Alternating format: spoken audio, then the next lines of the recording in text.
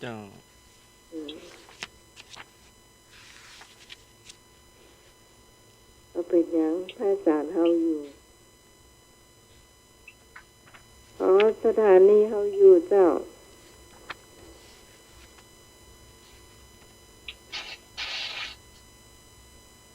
ตอนนี้ถ้าพร้อมเจ้าท่านทวัตวันนี้เป็นธรรมะนะเจ้าเนาะ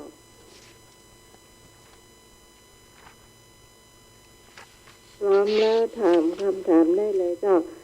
หมายเลขโทรศัพท์ที่ใช้ได้วันนี้หมายเลขอย่างเจ้าท่านสมัคร052010462 053226058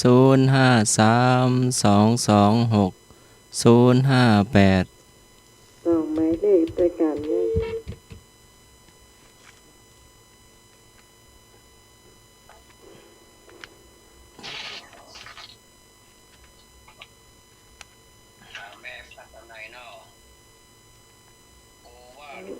เสียงท่านพระวัดใส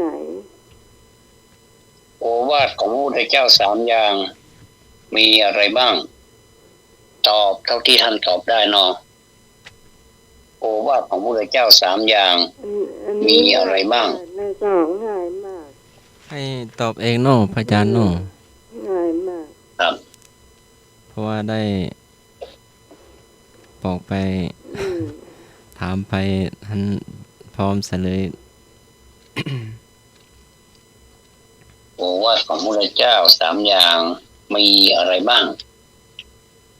ท่านจะบอกมาหมดเลยก็ได้หรือว่าจะบอกข้อก็ได้แต่ถ้าบอกมาหมดนี่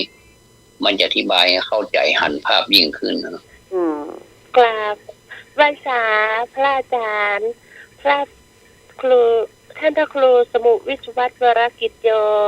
ผู้อำนวยการสถานีเจ้ากราบไหว้สาท่านสมัครเจ้ากราบไหว้สาท่านทวัตเจ้าสวัสดีน้องใหม่เจ้าสวัสดีธรรมชัยเคลียร์ทุกท่านเจ้าวันนี้ฮ้อนขนาดเลยเนาะเจ้าอันนี้พี่พรจะให้พระวัดว่าโอวาทของพระพุทธเจ้าทั้งสามอย่างไม่มีพี่พรจะตอบว่าการไม่ทำบาปทั้งปวงการทำกุศลให้ถึงพร้อมแล้วก็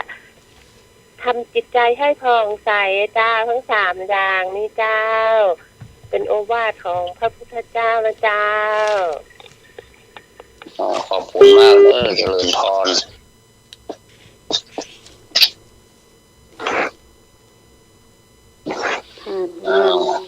ผ่านวันมาที่ท่านบูชามานะเจ้าเนาะ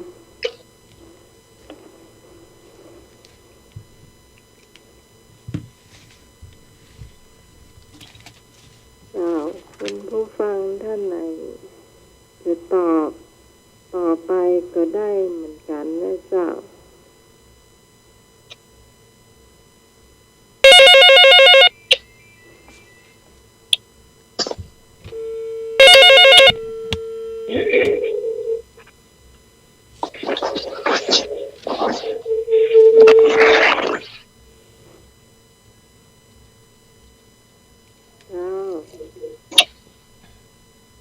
จ้าน้องไม้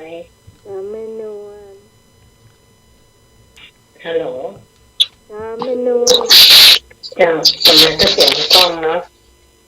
จ้าถ้าถึงถ้าโทรศัพท์ไม่นอนจ้าจ้าน้องใหม่ได้ยินเนาะได้ยินจ้าไหว้สาพระอาจารย์ท่านสมาท่านวัดจ้าพระคุณเจ้าทุกรูปนะจ้าที่ฟังน้องใหม่นะจ้าแม่นวลขอตอบว่าเป็นอย่างก็แบบเป็นคำสอนของพระพุทธเจ้ามันก็จังต้นอย่าใช้ชีวิตต่อมานะจ๊ะจะกรรมคือการกระทำเนี่ยมุจกรรมนะจ๊ะแล้วก็คือใช้ชีวิตแบบเดินสายกลางเนี่ยก็จะมันนอนต่อตัวเองกันนะเจ้าก้าวดีเจ้า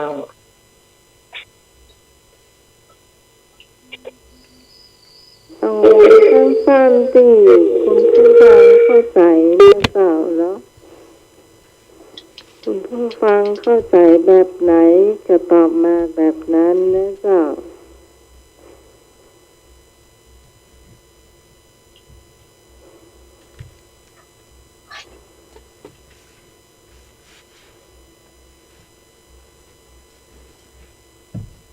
โทรเข้ามาได้นะเจ้า0532201012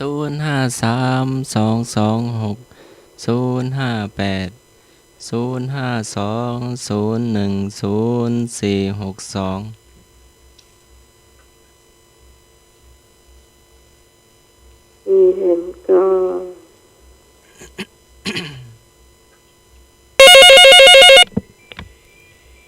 ครับผมครับรัชการท่านอาจารย์ครับผม เจริญพร มาครับผมท่านธวัฒน์ครับดีพี่สมัยครับรัชการท่านอาจารย์นิพนธ์นะครับขอข้ออย่างครับผมสมัยแล้วครับ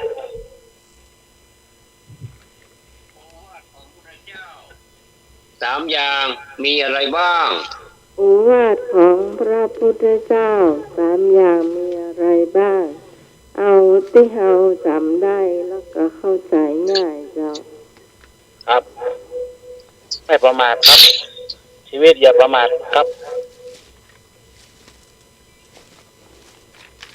มัน และชีวิตอย่าประมาท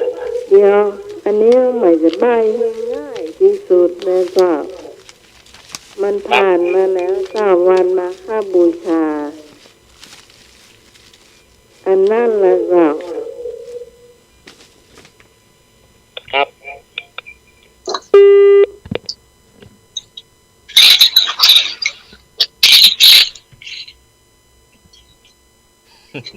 เสียงพระอาจารย์ก็แกะอาจารย์ฉันน้ำปานะเนาะเสียงคน นี่จะเปปากกา อ๋อดังปอกแป๊กปอกแป๊กนะ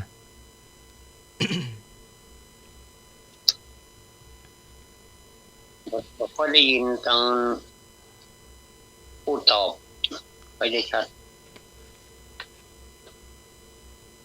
ยังไม่ได้ยินเจ้า ตรงนี้แล้วเนาะจะได้เลยแล้วเนาะคุณพี่สมัยวันใด ทำความดีละเว้นความชั่วทำจิตใจให้ผ่องใสอันเนี้ยสั้นที่สุดละ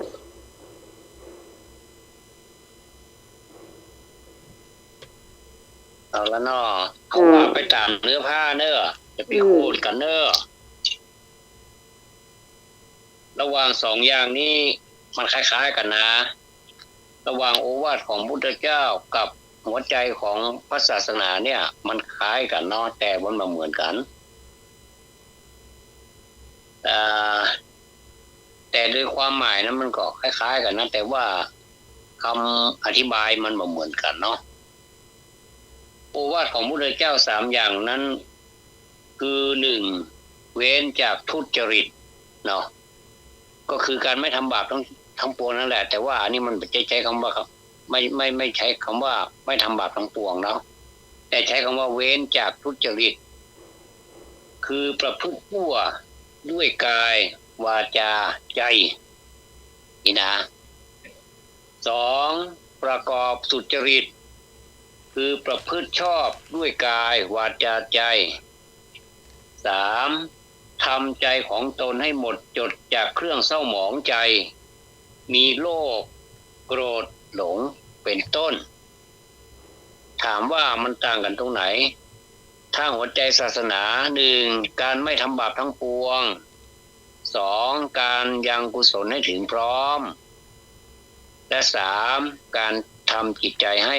ขาวรอบหรือผ่องใสฟังไปเหมือนกันเนาะแต่ความจริงโอวาทนี้อธิบายได้ไปแห่งแบบหนึ่งแต่ว่าถ้าเป็นหัวใจของพุทธศาสนาก็อธิบายไปอีกแบบหนึ่งเนาะอันนี้ข้อแรกวันนี้เนาะอันนี้โมนอาจารย์สมาครับ ครับผม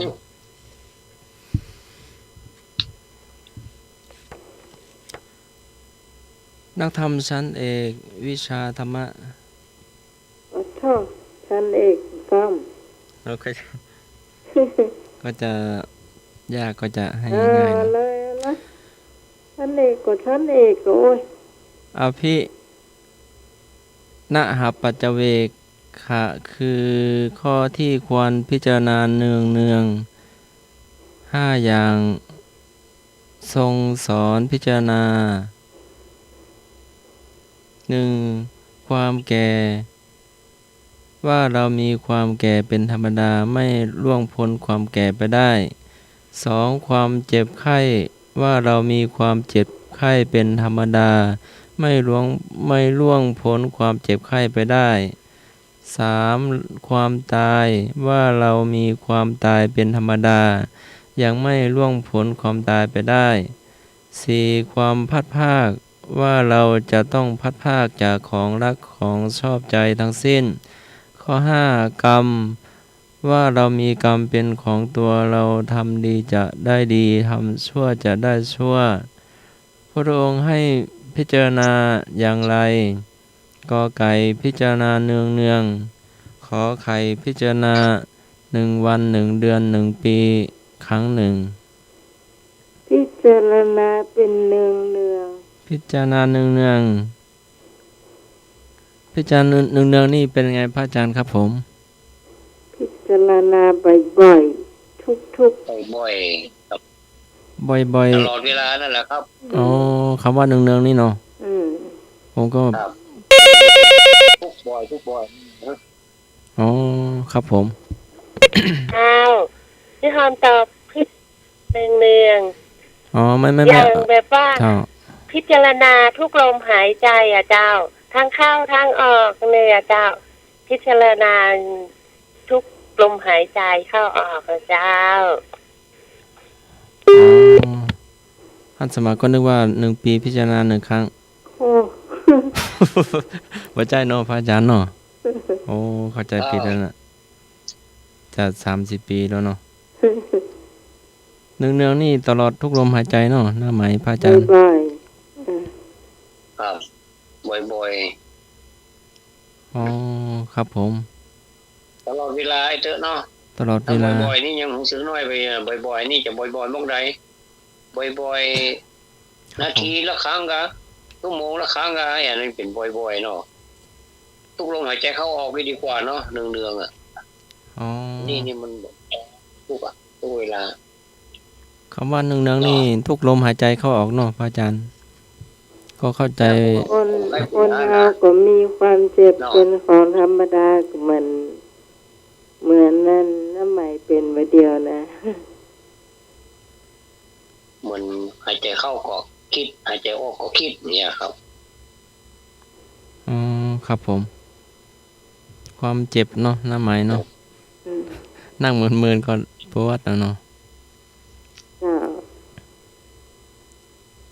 ครับผม ถ้าบาดเจ็บมันก็บ่เป็นหยังเนี่ยเนาะถ้าเจ็บเราก็รู้สึกว่าเราก็เริ่มแก่แล้วเนี่ยมันจะวัยรุ่นละ ครับผมขอบพระคุณพระอาจารย์กับโยมหน้าไหมเนาะ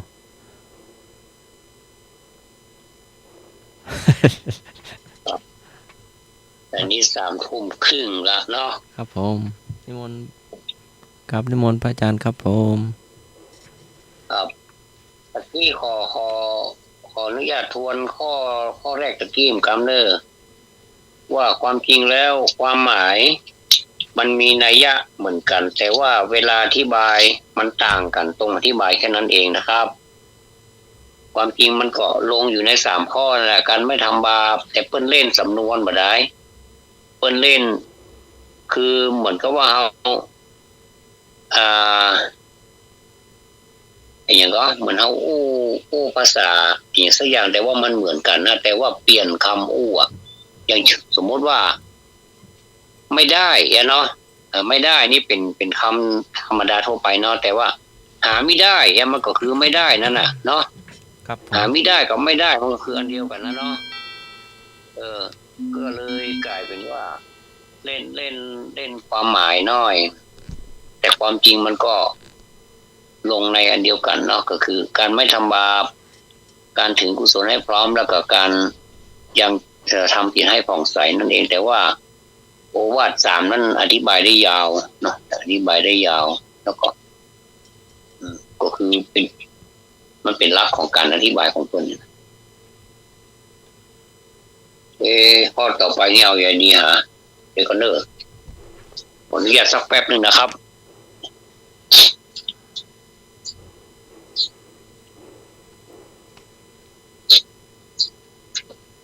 ออกมาละแป๊บเดียวนี่แป๊บนี่ถ้าอย่าเป็น2 แป๊บก็กันเนาะ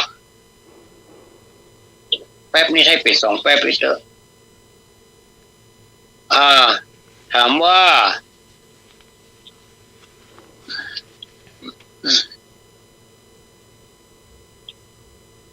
อันนี้ความปรองดองเกิดขึ้นได้เพราะประพฤติกุศลกรรมบทใดความปรองดองเกิดขึ้นได้เพราะประพฤติกุศลกรรมบทใดกเว้นจากพูดเท็จขอเว้นจากพูดส่อเสียดพอเว้นจากพูดคำหยาบงอเว้นจากพูดเพ้อเจ้อมี4พูดด้วยกันพูดเท็จพูดส่อเสียดพูดคำหยาบพูดเพ้อเจ้อความปรองดองจะเกิดขึ้นเว้นจากเกิดขึ้นได้เพราะประพฤติกุศลกรรมบทใดเว้นจากพูดเท็จนะกอไก่ขอไข่เว้นจากพูดส่อเสียดคอควายเว้นจากพูดคำหยาบแล้วก็งองูเว้นจากพูดเพ้อเจ้อ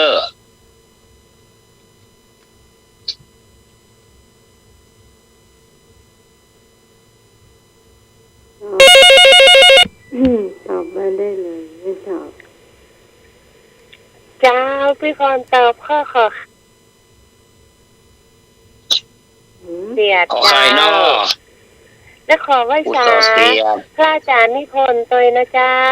โทรเข้ามาตอบตัวนะเจ้าไอ้นึกตัวนะเจ้า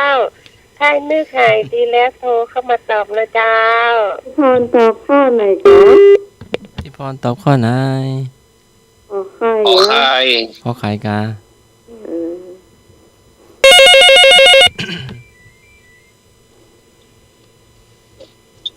เจริญพรโยมพร เจ้า ไม่ยินเสียงโยมพรเลยอยากกินข้าวแรงฮะตอบกอไก่ก็แล้วกันเจริญพรโยมพร ขอไก่นออาจารย์นิพนธ์ขอไก่อ้าวนิพนธ์ขอไข่อาจารย์นิพนธ์ขอไก่มันจะมี4 เว้นด้วยกันเนาะ มันจะมีคำว่า เอ็ดต่อเสียดคำหยาบเพ้อเจ้อ พูดสาเสียดนะเจ้าพูดคำหยาบพูดเพ้อเจ้อ ครับผมต้อมมันเพื่อพรนะครับขอไข่ครับ โอ้ โอ้ ไข่ ยนึกมาแล้ว เนาะอันนี้อาจจะเริญพอเลยนึก ครับ ข้อไหนข้อไหน ขอไข่ขอไข่ ข้อไก่ ที่พรบางข้อยพอตะกี้ ข้อไข่ ขอไข่ ขอไข่ครับ อ๋อเจ้า ครับ อันนี้ขอไก่กะ ครับ เจ้า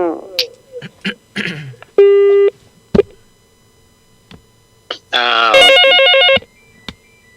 นึกขอไก่เหมือนอาจารย์นิพนธ์ มาแล้วเจ้ามาแล้วแต่ขึ้นมาได้มาเพราะว่ามือยต้องหมายหายดีแล้วจ้า สมศรี เจ้าต้องหมายหายดีแล้วจ้า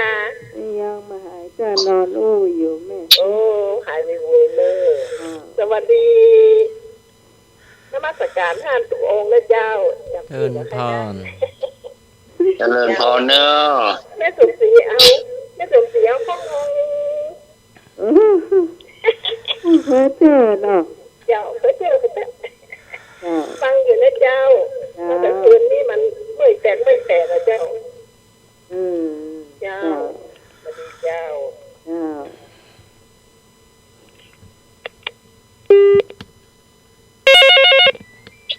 อ ยินมาชัดนึงกี้นะฝ่ายตอบอ่ะ งองูแม่สมศรี ห้องงองูเนาะ เจ้า อ่ะ สวัสดีเจ้า สวัสดีเจ้าอาจารย์สมาร์ทอาจารย์ทั้งสองโตกับโอเนอร์แม่ใบสารเนอร์ เรื่องพร ที่สมัย จ้าแม่สันดี เจ้าแม่งองูเนอผู้เจอเนอ ห้องงองูเนาะ เจ้าง องู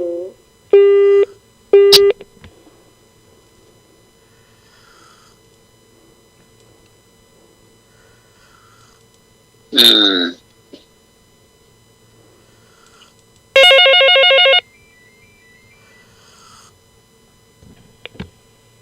สวัสดีเจ้า ครับผมคอควายครับ เออ คอควายครับ เวทจากพวกคำหยาบ ครับ อ่า อืม ครับอ้าวเรื่องพรอ้าว มาครบเดี๋ยว ขอควาย ครบทุกข้อเลยเดี๋ยวนี้นะ มีทุกข้อเลย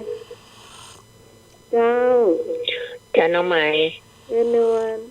แม่นวลเอาทุกข้อ ฮะ ถูกทุกข้อ ข้อจอจัน เอาจอจานหรอก เจ้า มีพูดอืม เจ้าจาน อืม อีแม่นวลเอานั้นดีกว่าน้องไหม ฮะ เอาพูดสอดเสียด พูดต่อเสียดขอไข่ เนาะ เจ้า เดาอันนะเจ้าที่จริงมาถูกทุกข้อเนาะเจ้าน วล จ้า เสียน จ้า เนาะ ขอไข่นะเจ้า เนี่ยพวกเรามันถูกที่สุดในตัวอ้อมันถูกทุกข้อได้ว่าถูกที่สุดเนาะ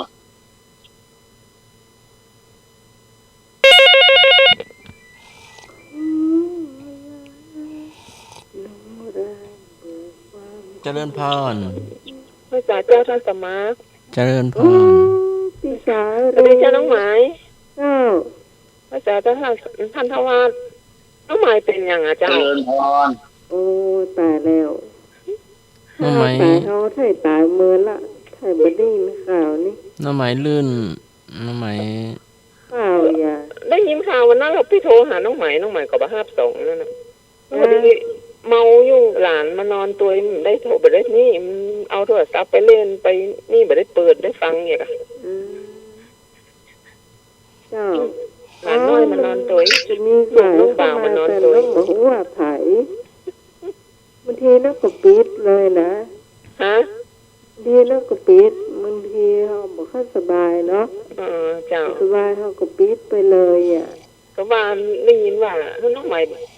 หายไปเบิกโทรหาน้องใหม่โทรว่าน้องใหม่เป็นอย่างหัวหน่อยนะเพราะว่า อืม หายไปเบิกน้องใหม่เนอะ เจ้า10 กว่าวันละก็ดีขึ้นก็นักแล้วเจ้า เจ้า แต่วันนี้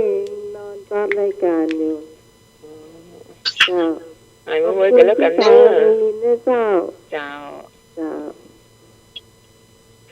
จากบ่อซ่าสันกับแปงนะเจ้าบ้านตอนเปล่าเนาะมา ตอบข้อไหน แม่พลอย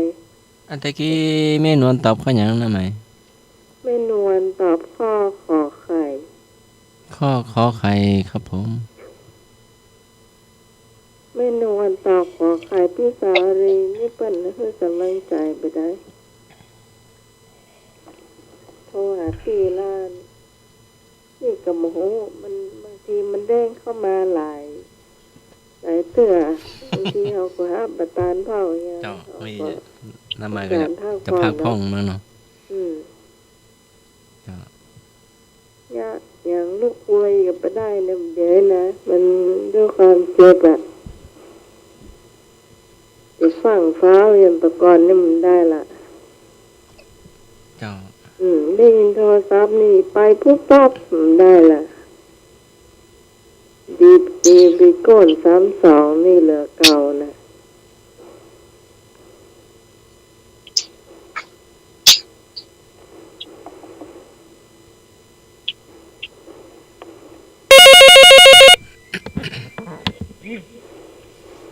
โยมใหม่เอาห่างโทรศัพท์นิดนึงเด็กก่อนมีเสียงมันจะเขาฟังจากปากคาใกล้ๆโดยตะกี้นะเป็นที่มาว่าเสียงมันหน่อยถ้าจะใกล้โทรศัพท์ไปอย่างก็เสียงเวลาโยมที่สมัยพูดนะอยู่คือจะใกล้โทรศัพท์ไปหรือเปล่าเมื่อกี้โยมทางโยมบ้านปากคาทางอะไรใกล้ๆกันโดยตะกี้ก็ฟังประจำนะทางโยมแสงโยมปันโยมสมศรีอะไรเนี่ยราคาเป็นฟังตลอดแต่ว่าไม่ได้ยินเสียงโยมที่สมัยชัดเจนเท่าไหร่นะว่าเสียงจะใกล้โทรศัพท์ไปหรือเปล่าเจริญพรครับผมเสียงใกล้เหรอหรือว่าใดเสียงอุ้มเสียงอุ้มเสียงใกล้โทรศัพท์ไปก็อยู่ที่เดิมเดี๋ยวสลับแล้วฟังทางอำเภอดอยสะเก็ดนะแต่ฟังทางสถานีก็ชัดเจนนะมันก็อยู่ที่ไม้ท่านสมัครย้ายไปย้ายมาตอนนี้เอาไว้ครึ่งไม้ครึ่งไม้โทรศัพท์มันได้โยกย้ายถ้าไปเต็มก็จะกล้องไปอาจารย์ก็เอาไว้มาตรฐานประมาณนั้นที่มันได้โยกย้ายประกอบไปไหนนอนกอดหมอนถ้าเบอร์053มาก็จะเบาคันเร่งแล้วก็ย้ายไปเพราะไมค์อีกไมค์หนึ่งเสียงดังค่อยเนาะ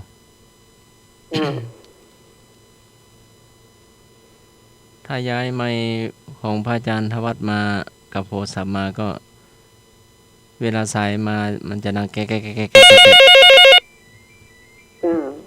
เจริญพรเจ้าภาษาเจ้าแม่บุญมาแล้วท่านสมัครโดยภาษาท่านทวัฒน์โดยเนาะวันที่ต้องหมายโดยเจ้าแล้วก็ทุกข้างโดยเด้อแม่ตอบข้อกอไก่ให้เด้อเสียงเป็นได้พ่อแม่ฟังแต่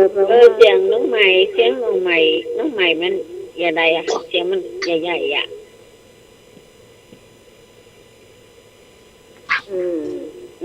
เสียงรวมน้ำไหมนั่งไม่ได้เนาะตอนนี้มันก้องอ่ะน้ำไหมนั่งไม่ได้เนาะเสียงท่านธวัฒน์ได้ยินเดี๋ยวนี้ดักแซบยินท่านธวัฒน์เจริญพรแม่เจ้านึกว่ามันหายไปไหนภาษาเจ้าเจริญพร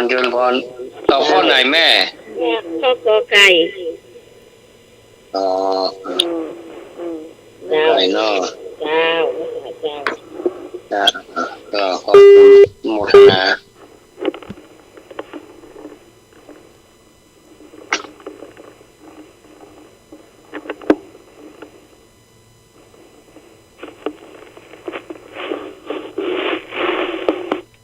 เอาละบอเนาะ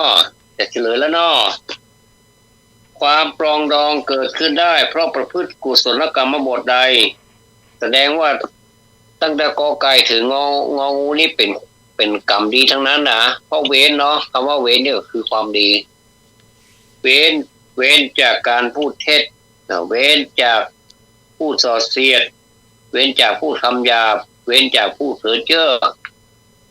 ในปัญหานี้คือน้ำหนักไปที่การพูดส่อเสียดเนาะเพราะว่าพูดส่อเสียดนี่ทำได้สารพัดเลยบางทีก็ขุดเอากรรมเก่ากรรมหลังอยู่หูมาแบบส่อเสียดไปถึงบรรพบุรุษก็มีเนาะแต่อันนี้ก็ท้องว่าส่อเสียดทำให้เจ็บใจเนาะทำให้เจ็บใจแล้วอย่างอื่นนี่พูดเพ้อเจ้อนี่ก็ยังแบบพูดไปเรื่อยนี่ก็ยังไม่เจ็บใจเจ้าก็ถือว่าเป็นเล่นกันไปนี่ก็บ่มีปัญหาพูดคำหยาบนี่ก็เป็นปกติของคนไทยอยู่แล้วอ่ะเจอกันก็ทักทายกันแบบไทยอ่ะอย่างที่เราเคยได้ยินนะเนาะนี่ก็คือคำหยาบอย่างหนึ่งเนาะแล้วก็พูดเท็จพูดที่นี่คือพูดไม่มีความจริงเนาะแต่ว่าเพื่อนที่น้ำหนักการพูดส่อเสียดก็คือพูดส่อเสียดนี้เป็นข้อถูกต้องที่สุดเนาะพูดส่อเสียดพูดส่อเสียดตอบขอเนาะ หรือข้อขอผู้ส่อเสียดผมนิมนต์อาจารย์ครับเปลี่ยนกัน ท่านสมาเสียงพี่เป็นนายพ่อง ชัดเจนเจ้ามี อาจา สาร ย ย์ธ ไหม วัฒน์ เนอะ อาจารย์ธวัฒน์ครับจอจานมันมีถูกทุกข้อมันมีกะ จ้า บ่มีครับอันนี้มันเอาแบบตรงๆเลย ฟังแล้วเป็นจะได้ ปัญหา งา คือน มาตัว เน้นเอาที่มันแบบนั่นเลย ที่ถูกต้องที่สุดอะ แต่นุพรฟังแล้วเสียงเป็นได้พ่องรายงานมาป่วยก็ย้ายโทรศัพท์ไปแหมจีน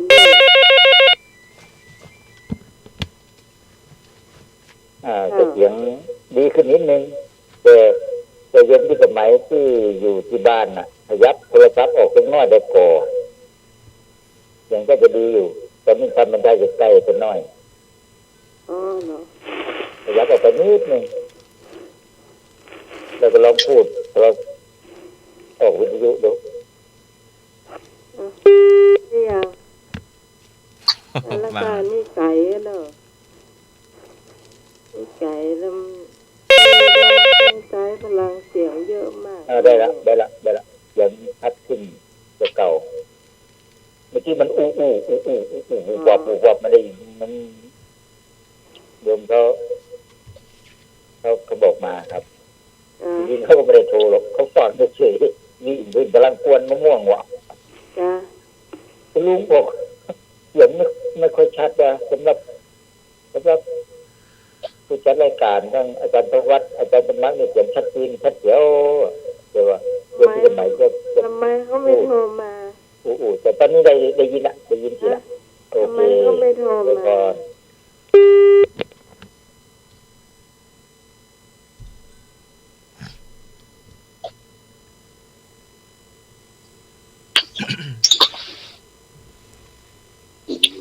ครับพระอาจารย์ ท่าน อาจารย์ท่านสมัครนะอาจารย์ครับผมท่านสมัครเนาะ ครับ ครับผม บรรพชิตผู้พิจารณาเนืองว่าวันคืนล่วงไปบัดนี้ เราทำอะไรอยู่ จะได้รับประโยชน์อะไร ตอบจะได้รับประโยชน์คือเป็นผู้ไม่ประมาท มีความเพียรงดเว้นสิ่งที่เป็นโทษทำในสิ่งที่เป็นประโยชน์ ถามว่าบรรพชิตมีความหมายว่าอย่างไร บรรพชิตมีความหมายว่าอย่างไร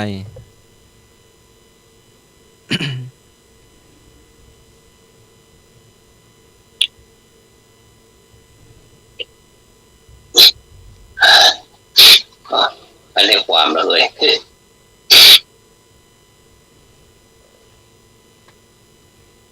พระอาจารย์ธวัฒน์ครับผม ครับ บรรพชิตมาแล้ว ครับลองกันเนาะครับ อาจารย์สมัครถามให้บอกกะ บรรพชิตผู้พิจารณาเนืองว่าวันคืนล่วงไปบัดนี้เราทำอะไรอยู่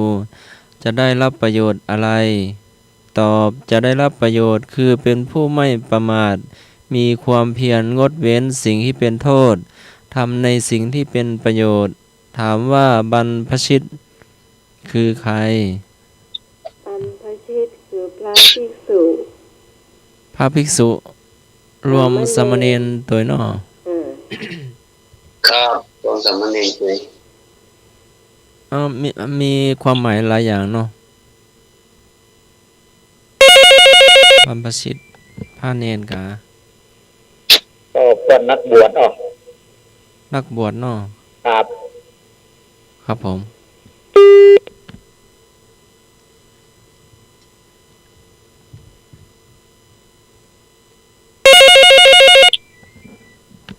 พร้อมไปถึง พี่พรตอบว่านักบวชในพระพุทธศาสนาเจ้า พร้อมไปถึงฤาษีที่ฟ้ามอย่างเงี้ยเนาะ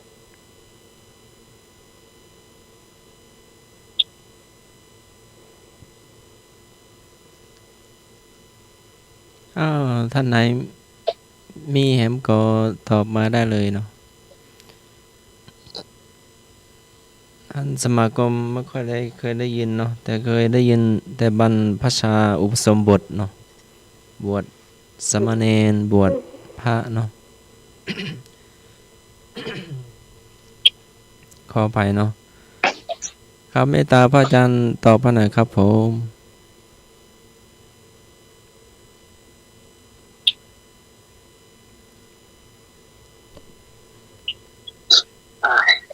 กันหน้ากันตามั่วเลย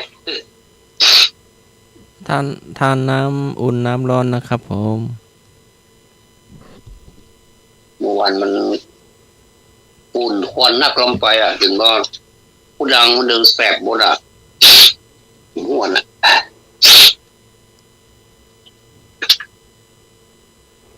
ใส่อีโมงใส่หมวกใส่แมสใส่นี่อยู่เนาะพระอาจารย์เนาะ ครับใส่นะครับ ใส่ขนาดใส่นะ ใส่หม แล้ว วก ก็ กัน ใส่สังหายเนาะ หมวกกันน็อกใส่แมสใส่หน้ากากเนาะครับ ใส่หมวกกันนอกเหมือนวันพระธาตุนี่ก็หาแล้ว ครับผมเจริญพร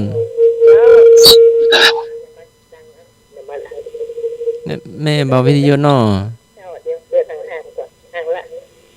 บอกท่านเจ้าวัดว่าที่ว่าจุดยอดมีอันนั้นก่อนมีไอ้ฟ้าทลายโจรก่อน อาจารย์ธวัฒน์ครับโยมแม่นวลถาม เจ้าสมศรีถามว่าที่วัดของท่านมีต้นฟ้าทลายโจรก่อเจ้า มีต้นฟ้าทลายโจรก่อครับ ผมวัด7 ยอด เห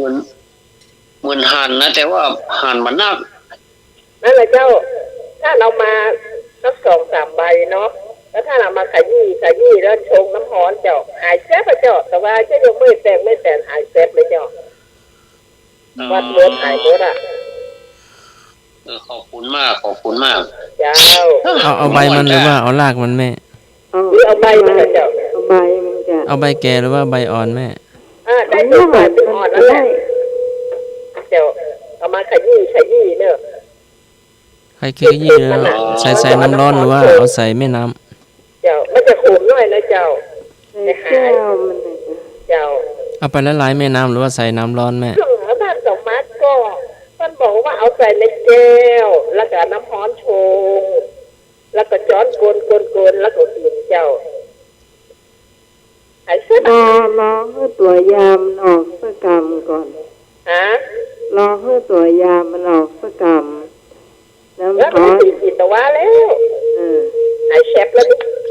แล้วมัน เมื่อยเนาะแก้เมื่อยแก้ไข้เนาะ แต่ผมว่า ขอบคุณเจ้า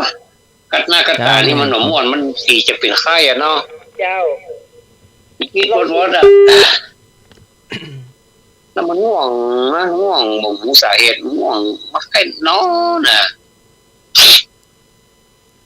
มันแสบตานะคะ แสบตามันบีบตาเฮามันร้อนหมดจ้ะ จ้า นั่นไปร้านยาหรือว่าอันยาล้างตานะครับผมบอกพระหมอพระ มีเหมือนกันนะครับ อาจารย์กบินครับผมที่อยู่วัด7 ยอดนะครับพระอาจารย์ ครับอาจารย์เฉลยไปแล้วกะ ครับให้พระอาจารย์เพิ่มเติมหน่อยครับคำว่าบรรพชิตครับผมเมตตาหนะครับ บรรพชิตนี่มาแปลว่านักบวชเนาะนักบวชนักบวชเฮาหมายถึงนักบวชในศาสนานี่ดีกว่าเนาะ ครับ ก็คือนักบวชของศาสนาพุทธนี่นักบวชนี้มาจากปวชะเนาะแปลว่าเว้นนะครับปะเว้นปะบทหน้าวชธาตุในความเว้นคือเว้นจากความไม่ดีทั้งหลายเนาะเว้นจากการกระทำที่เหมือนกับคนบ้านทำก่อนแต่เฮาเว้นน่ะก็เลยมาจากเป็นบวชนะครับมาเป็นบวช ความหมายของบรรพชิตที่ลึกกว่าบรรพชิตนะก็คือเว้นนะเนาะบรรพชิตก็คือนักบวชอะเนาะที่ท่านทุกท่านส่งมาตะกี้ก็ว่านักบวชก็ถูกแล้วเนาะแต่ว่าคำว่าบวชนั้นมันคืออย่างไงเนาะก็คือมาจากมันเป็นภาษาบาลีเนาะมาจากปะบทหน้าเนาะว่าจะท่าในความเว้นเนาะเว้นจากสิ่งที่เราเคยกระทำเมื่อเป็นคฤหัสถ์อยู่นะครับท่านอาจารย์เนาะครับผก็ มเว้นจากความต่างๆที่ชาวบ้านประพฤติกันนั่นแหละเราทำตรงกันข้ามกับชาวบ้านนะทุกวันเนี่ยเลยเป็นนักบวชไงครับ แต่ถ้าทำเหมือนชาวบ้านทำไม่ใช่นักบวชเพียงแต่ชื่อบ่ได้ว่าเป็นนักบวชนะครับ แต่บ่ได้เป็นนักบวชจริงนะเนาะอันนี้ว่าตามเนื้อผ้านะครับว่าตามเนื้อผ้าเป็นอย่างนี้เนาะหรือว่าจะเนื้อกระดาษก็ได้หรอเนาะมันอยู่ในกระดาษแต่มันจะเนื้อผ้าหรอ มันอยู่ในหนังสือเนาะตำราเป็นระบุว่าอย่างนั้นนะครับมันเหมือนต้นไม้นะครับเกี่ยวผ้าเหลือไปเขียนไว้เลี้ยวบวชต้นไม้ก็เลยเว้นต้นไม้ครับ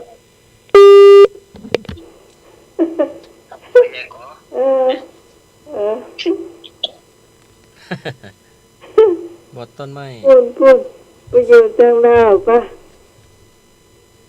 ว่าไหลน้องใหม่ไปอยู่จังดาวนี่มันเป็นความเชื่ออย่างหนึ่งเนาะไหลอัน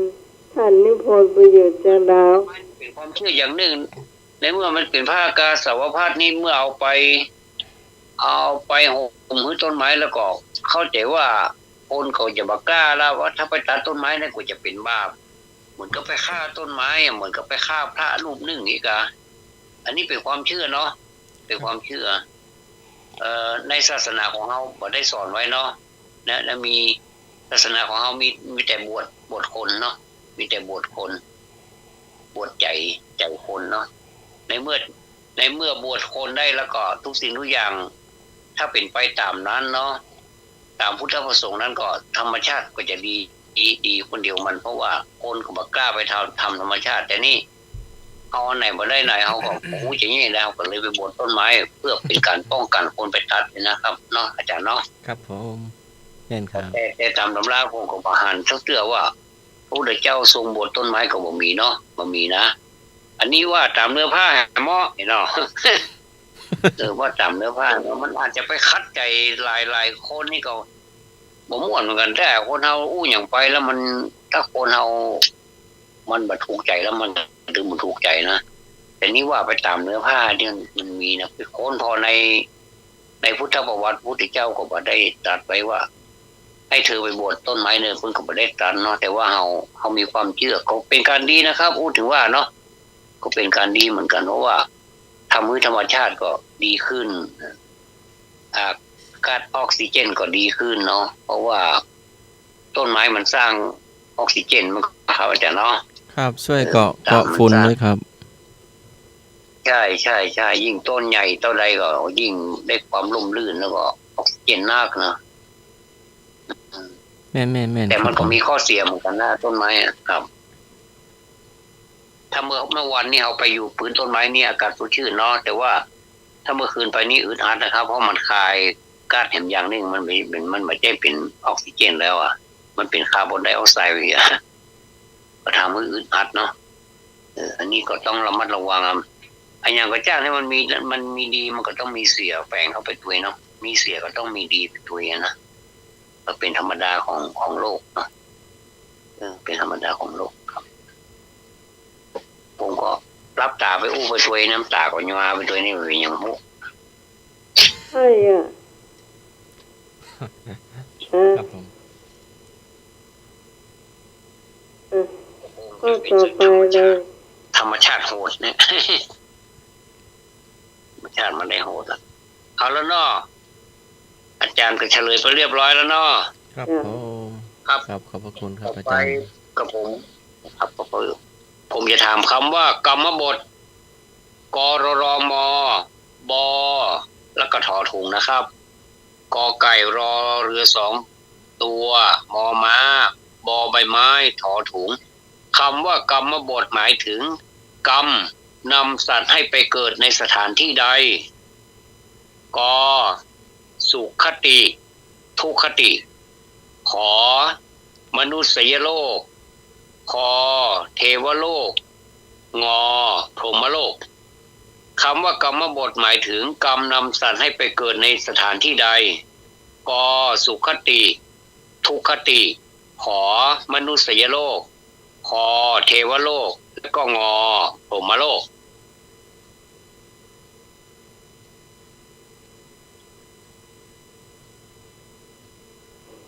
ยากก่อนได้เลยเจ้าขอเดาจ้าเลยก็ไก่ครับเดาจ้านะ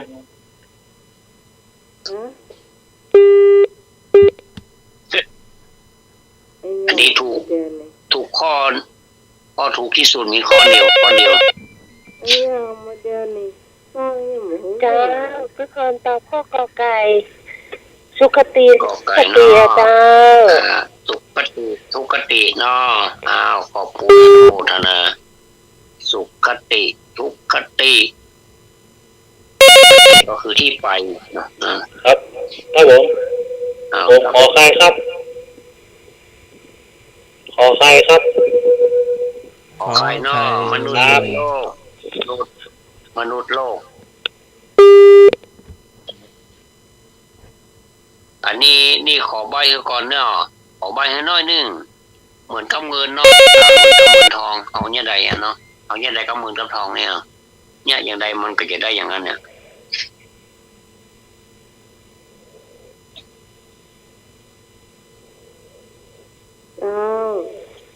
เจ้า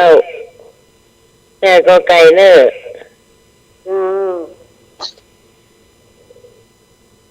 แม่จันดี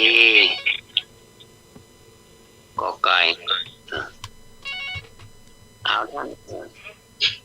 เอาสายนี้จะเอาข้อไหนมารายงานมา ฮัลโหลเจริญพร อาจารย์ครับอาจารย์สมัคร เจริญพร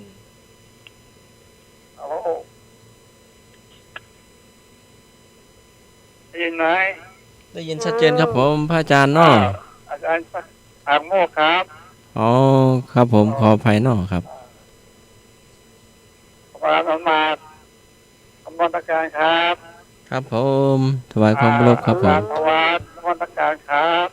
คุณอยู่ป่า นมัสการครับ ที่สมัยช่วยหายไวๆเด้อ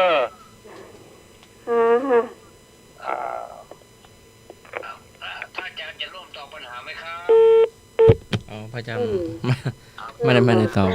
ครับมาทักทายโทรมาทักทายก็ไม่เป็นไรก็ขอบคุณแล้วก็ขอบคุณเนาะคุณอยู่ป่าโมกก็ขอบคุณไม่ตอบก็ขอบคุณจำได้ก่อนจดไว้เนอะก็ดีเพิ่นมีน้ำใจโทรมาก็ดีละนี่ปางโม่อำเภอเชียงดาวเนอพี่น้องเนออำเภอเชียงดาวตำบลปิงโค้งว่าปางโมกอยู่ในเขตเทศบาลตำบลปิงโค้งอำเภอเชียงดาวเจ้าวันนี้เจ้าว่าจะเจ้าท่านสมัครเจริญพรท่านทวัฒน์และน้องหมายตัวเจริญพรและญาติอันที่ว่าอันนี้ก็จะมาขายเครียดทุกๆคนเนอะไม่สมนะเจ้าไม่สมกับข้อกอไก่เจ้าไม่สมเจ้าไม่สมเอาข้อไหนกอไก่เจ้าก็ไก่เนาะก็ไก่เจ้าต้องย้ำนะท่านทวัฒน์สบายกะเจ้าโอ้มันฮ้อนหน้าฮ้อนตาแม่มันเหมือนกับจะเป็นไข้อ่ะหัวตัวนะเจ้ามันอ่านที่นอนมันไข้โขนเข้าแต่วันนี้เนี่ยเขมันเหมือนมันนอนถ้านอนนี่มันจะหลับเลยเอาจนมันการเห่าเนาะมันการก็หมูนะพอมันก่อนมันเหมือนเนื้อฮ้อนเนื้อหนาวจ้าธรรมดาของคนเรานี่เจ็บภาษาท่านอันอย่างก็อาจารย์นิพนธ์อาจารย์นิพนธ์ตัวนะเจ้า อากาศท่าน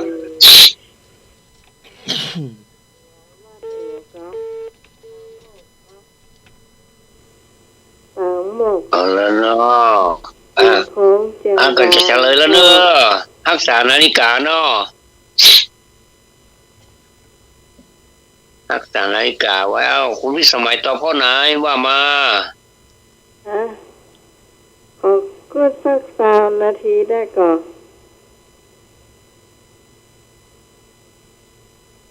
ไม่ใช่ขอ ขอก็สัก3 นาที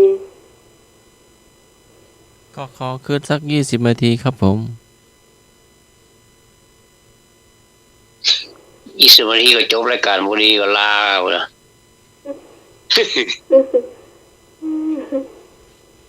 20 นาทีหมดจ้า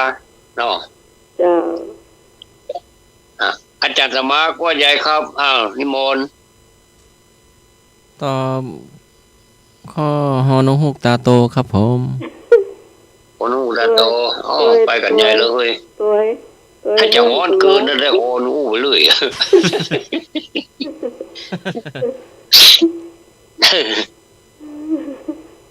อาจารย์สมาร์ทก็เดินทางนี่ดูทางนั้นได้ก่อ YouTube ได้ก่อครับอยู่ทางเฟซ ดูทางสมาพันธ์สื่อวิทยุครับผม สมาพันธ์พระพุทธศาสนาอาเซียนครับ มีโหลดได้ครับอาจารย์แป๊บเดียว โหลดมีเจริญพร ครับเอารับสายนี้นะครับครับ อ๋อพระอาจารย์นิพนธ์ครับผม อาจารย์มันร้อนทำเมื่อโคนมันเปลี่ยนหมดอะสภาพอากาศเปลี่ยนแปลงขนาดเลย เหงื่อไหลปกครับ อัน ครับ อาจารย์นิพนธ์เจ้าอันทวัดนี่เพิ่นนั้นข่อยเขาเจ้าเปิดสบายเพิ่นเดียวอาจารย์เปิดสบายตัว เปิดพัดลมห้องกะ เปิดพัดลมห้องมันร้อนอากาศมันร้อน เปิดพัดลม ใช่ ครับพระอาจารย์ ตอนนี้ถึง เปิดแล้วค ไป รับ ถึงฮอนคูกได้อีกไงเดี๋ยวก็รู้ว่าอยู่ภาคอีสานโดยคือผมเหมาะ โอ้ลุงฮูกอาจารย์สมาคมลุงฮูกอะลุงฮูกตาโตนะกะอาจารย์โอ้ลุงฮูกตาโต ตอนนี้นกฮูก ครับผม ยังไม่นอนเนาะ กราบนมัสการท่านทวัดกราบนมัสการท่าน เจริญพร เจริญพร สวัสดีคุณวิสมัยนะครับ ให้พงใส ให้คงเปิดสายเจ้า ให้พง นะองค์พระสร้างครับผมข้อนี้ผมได้ฟังตั้งแต่ต้นขอตอบด้วยนะครับนะเพราะว่าสถานีเป็นกำลังเปิดเนี่ยครับ อ๋ออาตมาจะทวนคำถามผู้บอกเอาก็ ครับ เนาะ เดี๋ยวผมจะฟังกันเดี๋ยวผมจะตอบไปได้ครับโอเคครับโอเค เจ้าเดี๋ยวพระอาจารย์ทบทวนให้หน่อย คำว่ากรรมบทนะคำว่ากรรมบทหมายถึงกรรมนำสัตว์ให้ไปเกิดในสถานที่ใดเนาะกอไก่สุขติ ทุกขติ ขอไข่มนุษยโลกพอควายเทวโลก และงองูพรหมโลก ไม่จะตอบกอไก่นะก็เจ้า กอไก่ไม่เจ้า กอไก่เนาะ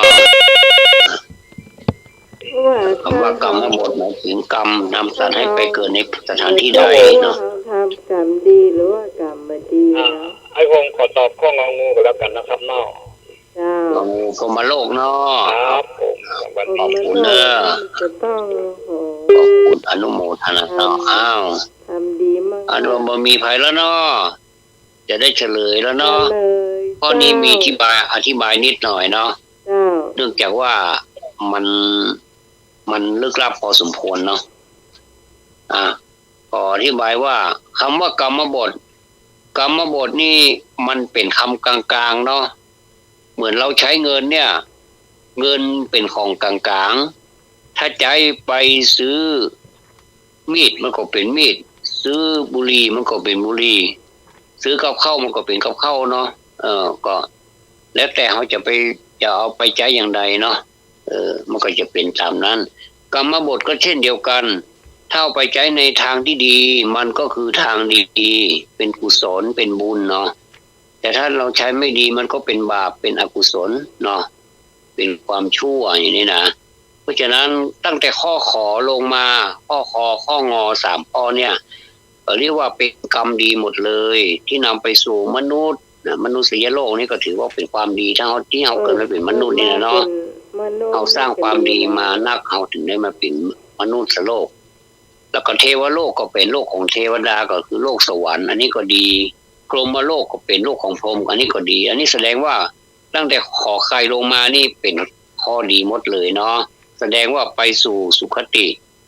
แต่ว่ากรรมบทในที่นี้ที่ถามนี่หมายถึงว่ากรรมบทหมายถึงกรรมนำสัตว์ให้ไปเกิดในสถานที่ใดก็เป็น2แพร่งคือจะไปแพร่งใดจะไปแยกสุคติกาหรือว่าจะไปแยกทุกขติอ่ะอันนี้ข้อนี้แสดงว่าเป็นข้อความที่ถูกต้องที่สุดเนาะก็มีพิพรมีแม่จันดีมีแม่สมแล้วก็มีคุณพิสมัยตอบข้อนี้เนาะก็เป็นคำกลางๆไม่ดีไม่ชั่วคือจะไปชั่วก็ได้ไปดีก็ได้อีกเถอะ2แพร่งเนาะอาจารย์สมากับเปลี่ยนกันมานิมนต์ครับ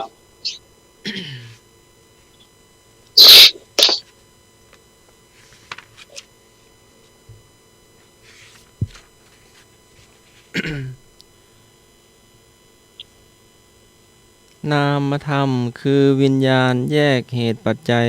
เป็น5จักขุวิญญาณความเห็นรูปทางตา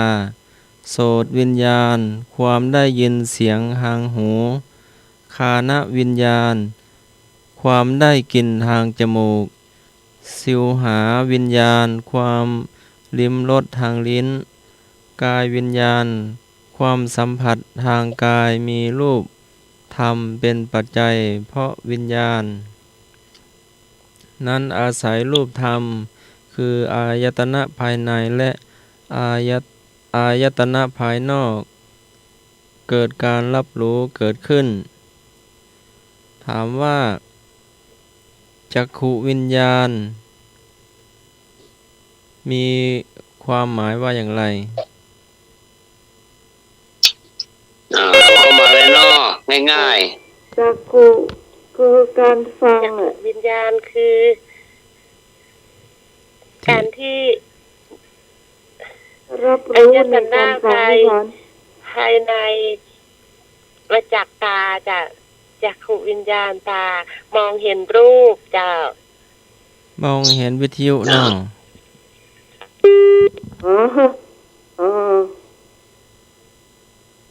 พี่พรมองเห็นรูปแม่น่าหมายมองเห็นวิทยุมองเห็นโทรศัพท์เนาะก็ได้เล่าไปก่อนตะกี้เนาะแต่เป็นบาลี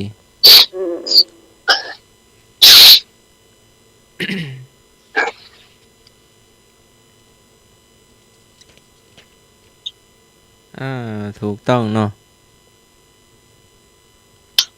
จักขุวิญญาณความเห็นรูปทางตาเนาะคือการมองเห็นเนาะคำถามยาวไป3ว่าคำตอบสั้นน้อยเดียว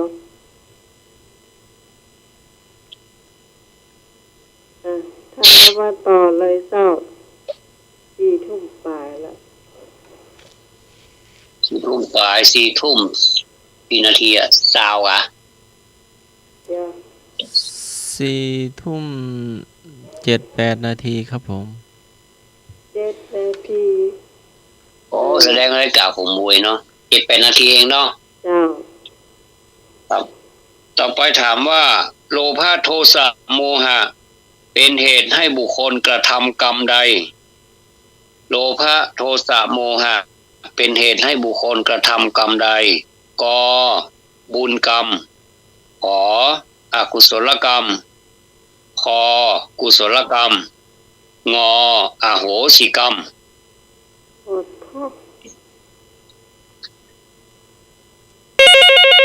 ขอตอบว่าขอไข่นะเจ้าพี่ฮอ รตอบข้อขอไข่เจ้า ขอไข่ อกุศลกรรม ไข่ เจ้า เนาะได้เลยขอไข่อกุศลกรรมพิสมัยขอไข่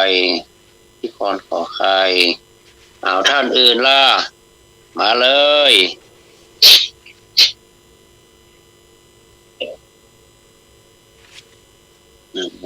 มาเลย เป็นบุญกรรมหรืออกุศลกรรมหรือกุศลกรรมหรือว่าอโหสิกรรม ท่านสมัครคอยบอก ครับผม เจ้า ผมก็ขอใครครับผม ขอไข่น้อยพงเนาะ ครับผ ขอบ ม คุณตนาเนอะขอบคุณอืม เจ้าเอ้อเจ้านี่ไผอยู่ ไม่จบเจ้าไม่จบขอไข่นะเจ้า แม่ ส่งขอไข่อ้าว นี่สมซบไม่ขาดเนาะ เจ้า อ่า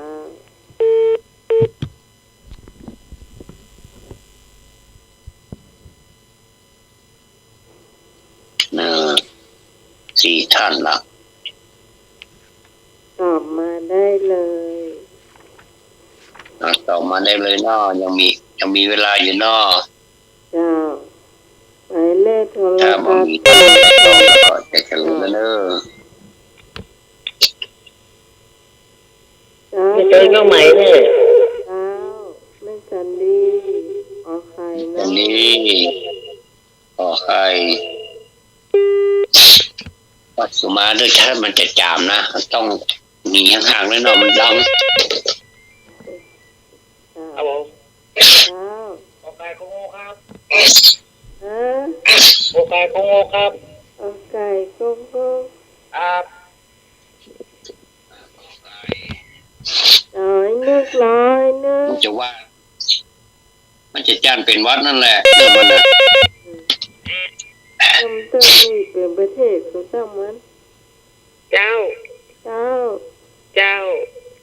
นมัสการท่านทวัฒนะเจ้าท่านสมัครตัว เจริญพร เจ้า สวัสดีน้องใหม่ด้วยเนอะ เจ้าพี่ตา เจ้า ขอบคุณโดยเนอร์ที่โทรมาเยี่ยมเยือน เจ้า ไปส่องกระตอบข้อขอไข่เนอะ ขอไข่เนาะ จ้า เลยขอบคุณอนุโมทนา มาสร้างกุศลด้วยกันด้วยการตอบปัญหาธรรมะ เจ้า เสริมปัญญาเนาะเสริมปัญญา ขอบคุณแฟนรายการทุกคนในเสาร์ที่ห่วงใยมาตั้งรายการ แล้วก็อยากให้น้องใหม่ขายในเสาร์ ท่านใดบ่ตอบแล้วเนาะ นี่มี มีท่านใดตอบแล้ว รับ เนาะ เลยครับ เจ้า ตอบข้อขอใครนะครับตัวกันเป็นพวกนะ ก็จะเป็นพวกมาหน่อยนึงเนาะไอ้น้อง ครับ ข้างในล่ะ มาเล็กกินเดินลงไปจากเจอหอน โอ้มันไปเตียงคืนแล้วนะ กินนมแล้วต่อซอยประกล่องเลิกไปจากเข้า นั่นเตอะ มันกินพลัมเจอหมอนเฮ้ย เออ กินนมมันตัวอยากละ เอาละขอบคุณทุกท่านเนาะความสำเร็จอันเกิดจากการฟังการถามการคิดเนาะการเขียนสุจิปุรินั่นแหละเอาก็เหมือนกับทำอย่างนั้นเนาะแต่ว่าเราอยู่คนละที่ละทางเหมือนกันแต่ว่าเราอาศัยสถานีแห่งนี้สถานี 104.50 เมกะเฮิรตซ์โดยท่านผู้อำนวยการสถานีนี้คือความเมตตาเราเนี่ยก็ต้องขอบพระคุณท่านเป็นอย่างสูงเนาะทุกๆวันเสาร์วันอาทิตย์เนี่ยเนาะก็ถือว่าเราทำบุญด้วยกัน การทำบุญด้วยกันนี่ก็มีอยู่หลายทางเนาะอาจจะเป็นทางอื่นก็มีตั้งหลาย เป็นการทำบุญผ้าป่าก็ทำบุญด้านขันเข้าอีกถือว่าเป็นการทำบุญเนาะทำบุญจูงคนเฒ่าข้ามถนนนี่ก็เป็นการทำบุญเนาะ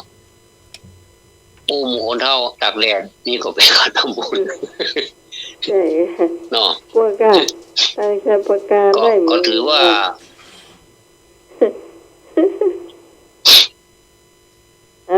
ว่าใหญ่ก็ ตั้งใจประการได้มีแต่ว่านเฮามีเด้ออุ้มคนเฒ่าตากแดดนะ โอ้โหเท่าตากแดดนี่หน้าหนาวหรออู้หน้านี่เขาว่าอย่าหมูจักรลัทธิสารุนายโอนมันจะถ่ายโอ้คนเท่าตากแดดเอามันไปตายแล้วก็ แต่นี่จะได้บุญได้บุญตะกรรมไม่ได้บาปอีกอย่างนี้เป็นต้นเนาะก็ท่านทั้งหลายจะพิถือว่าสิ่งเหล่านี้เป็นของเล็กน้อยเนาะถึงแม้ว่าเราจะอู้กันไปตัวม่วนกันไปตัวแต่เราก็ได้ปัญญานะจะสังเกตหันพัฒนาการของทุกท่านเนาะว่าปัญหาบางทีอาตมาว่ามันยากขนาดแต่เขาก็แปลกใจเหมือนว่าทำไมท่านตอบได้ และได้ค่อนข้างที่จะนักตัวนะอันนี้บันเรียกว่าอวดท่านว่าท่านเก่งอันนี้นะแต่ว่า แต่ละท่านที่ตอบมาเนี่ย มันเฉียบแล้วมันคมอ่ะมันเป็นแบบนี้เลยอ่ะคือตอบแบบคนที่ตั้งใจตอบแล้วก็มีความคิดที่จะตอบว่าข้อนี้เนยอ่ะน้อยรายที่สุดเขาตอบผิดเขาน้อยรายที่สุดอ่ะส่วนมากเขาจะตอบกันถูกนี่ก็อันนี้ถือว่าเป็นนิมิตหมายนะที่ว่า อุบาสกบาสิกานี่ก็มีส่วนรักษาศาสนานี่เหมือนกันเนาะไม่ใช่เป็นแต่เพียงบรรพชิตอย่างเดียวที่เขาว่ากันเมื่อกี้อาจารย์สมัครถามเมื่อกี้ว่าบรรพชิตคือนักบวชนะไม่ใช่นักบวชอย่างเดียวที่จะรักษาเนี่ยเฮามีส่วนสำคัญโดยเฉพาะอุบาสกบาสิกานี่มีหลายอย่างนะก็ต้องเมื่อเจ้ามาก็ต้องนึ่งข้าวหุงข้าวเนาะใส่บาตรเนาะอันนี้ก็เป็นกิจอย่างหนึ่งแล้วเนาะแล้วปล่อยพอถึงเวลามาก็มาตอบปัญหาธรรมแหมโอ้ท่านได้กุศลแรงขนาดเนอจะบอกเนอท่านต้องภูมิใจนะว่าท่านได้ทำบุญหลายอย่างขนาดนะการเผยแพร่นี่มีหลายลักษณะเนาะลักษณะนี้ก็เป็นการเผยแพร่ชนิดหนึ่งแต่ของเฮานี่เฮาจะเอาเรื่องของอะไรหลายอย่างเข้ามาเพื่อให้เกิดอารมณ์แจ่มใสเนาะ ถ้าสมมติว่าไข้หัวแล้วก็สุมาเถอะเนออย่างสมมติว่าอาตมาไข้หัวเสียงมันกามมันค้างเนี่ยรวดตายไปเนาะสมมุตินะก็เขาก็คงจะมีสุขติเป็นที่หวังนะเพราะว่าอารมณ์เขาแจ่มใสเนาะไข้หัวตายเนี่ยเนาะมีโลคนไข้หัวตายเนี่ยมีโลเพราะว่าไปสู่สวรรค์บนโลก ก็ขอบคุณอนุโมทนาทุกท่านเด้อก็บ่เป็นปัญหาเนาะโลภะโทสะโมหะนี่เป็นเหตุให้บุคคลกระทำกรรมก่อไข่เนาะอกุศลกรรมมันแน่นอนอยู่แล้วเพราะว่าโลภะก็คือความโลภโทสะก็คือความโกรธและก็โมหะก็คือความหลงก็เป็นเหตุไปทำอกุศลอย่างเดียวสถานเดียวเท่านั้นจะไปทำบุญกรรมก็บ่ได้กุศลกรรมก็บ่ได้อโหสิกรรมซ้ำหายโลภะโทสะโมหะนี่บ่เคยอโหสิกรรมไปสักคนนะก็คือจะได้รับผลอย่างรุนแรงทั้งนั้นเลยโลภะโทสะโมหะเนาะขอผลอนุโมทนาเด้อน่าจะหมดปัญหาแล้วกันเนาะหมดหรือยังเวลาได้อยู่จ้ะว่าอาจารย์ธรรมะแม่นตะครอบได้อยู่18 นาทีอยู่ เดี๋ยวก็ไปกันหมดก่อนจรณะ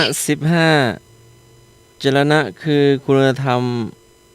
เครื่องประพฤติให้ลุถึงวิชาหรือนิพพาน15ประการเยอะไปกันศีลสังวรสำรวมในศีลอินทรีย์สังวรสำรวมอินทรีย์โภชะเนมัตตัญญุตาความเป็นผู้รู้จักประมาณในการบริโภคสาคะลิยานุโยคความหมั่นประกอบความเพียรศรัทธาความเชื่อกรรมและผลของกรรมหิริความละอายต่อบาปทุจริต โอตัปปะความสะดุ้งกลัวต่อบาปทุจริตพหูสัจจะความเป็นผู้ได้สดับมาก วิริยารัมภะการปรารภความเพียรสติความระลึกได้โดยชอบ ปัญญาความรู้ชัดเป็นจริง ปฐมฌานภาวะที่เป็นสมาธิแน่วแน่ขั้นที่หนึ่งได้บรรลุฌานที่หนึ่งพุทธิยฌานภาวะจิตที่เป็นสมาธิแน่วแน่ขั้นที่สองคือได้บรรลุ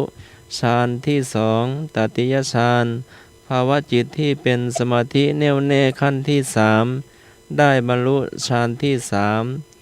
ข้อ15จตุทาฌานภาวะจิตที่เป็นสมาธิแน่วแน่ขั้นที่ห้าได้บรรลุฌานที่สี่ถามว่าพหูสัจจะความเป็นผู้ได้อะไร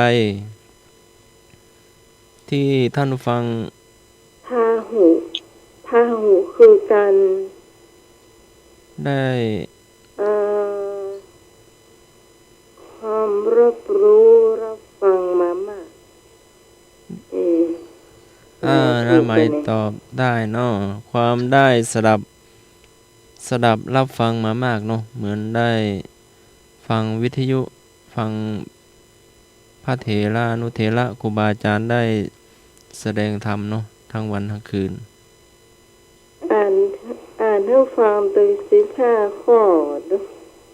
พหุสัจจะความเป็นผู้ได้สดับรับฟังมามากเนาะเจ้าครับผมพระอาจารย์มีอะไรเพิ่มเติมได้นะครับผม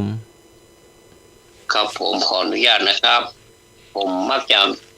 เป็นคนชอบที่จะวิจารณ์แล้วก็ชอบวิเคราะห์เนาะก็ต้องขออภัยหลายท่านเนอะถ้าเข้าใจว่าอู้ได้อยู่คนเดียวกันเนี่ยแต่ท่านก็อู้ได้เนอะถ้าไผ่อยากจะอู้ก็เชิญเข้ามาอู้ได้เลยเนาะเพราะห้องนี้นี่ยินดีต้อนรับทุกท่านที่จะอู้เนาะเพราะมันเป็นเวลาเสวนาธรรมกันเนาะตอนนี้เป็นโอกาสอันดีเนาะเรามีธรรมะแจกกันเนาะแจกฟรีเนาะแล้วก็แต่ความฟรีของมันนี่ไม่ใช่ฟรีเนาะมันเป็นคุณค่าที่หาซื้อด้วยเงินบ่ได้เนาะเพราะฉะนั้นมันพหุสัจจะมันก็พหุสัจจะมันก็ครับ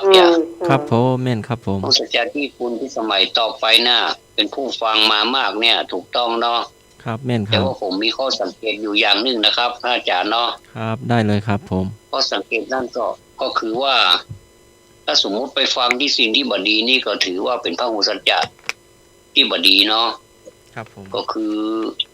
ได้ฟังเปิ้นด่ากันกาได้ฟังเปิ้นทะเลาะเบาแวงกันนี่กานี่เนาะหรือว่าได้ฟังกรรมบดีบัดดักที่มันบัดเป็นกุศลบัดก่อให้เกิดปัญญาอย่างเงี้ยหรือว่าพูดส่อเสียดพูดคำหยาบพูดเนี่ยอย่างหมู่นี้เรานี่แหละครับพูดปดหมู่นี่นะก็จะทำให้เฮานี่แบบใจของเฮานี่จะบดีนะครับแต่ว่าพหุสัจจะในที่นี้จะต้องหมายถึงได้ฟังธรรมะได้ฟังสิ่งที่เย็นทำใจเฮาเย็นเนาะธรรมะที่เฮาฟังนั้นมันจะเสริมพลังของหัวใจของเฮาให้มีเกาะกำบังแข็งแกร่งพอที่จะสู้รบมือกับ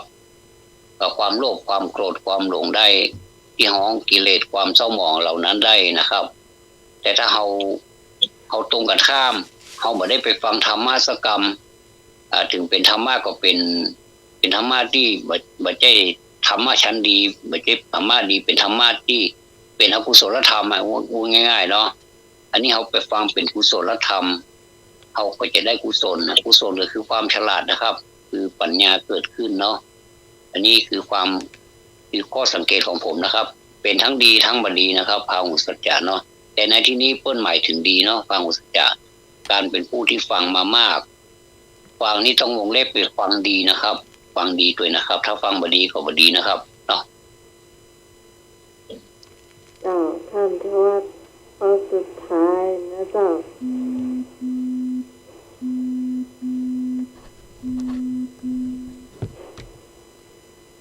คนฟ้อง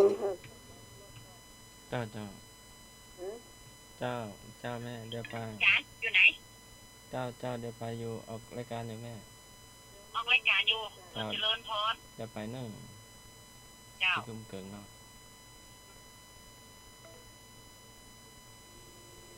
อืมเดี๋ยว เดี๋ยวพระอาจารย์จะมา พระอาจารย์ แทน ดี เนาะ กว่าพระอาจารย์เป็นพระอาจารย์เข้าไปอยู่ในห้องส่ง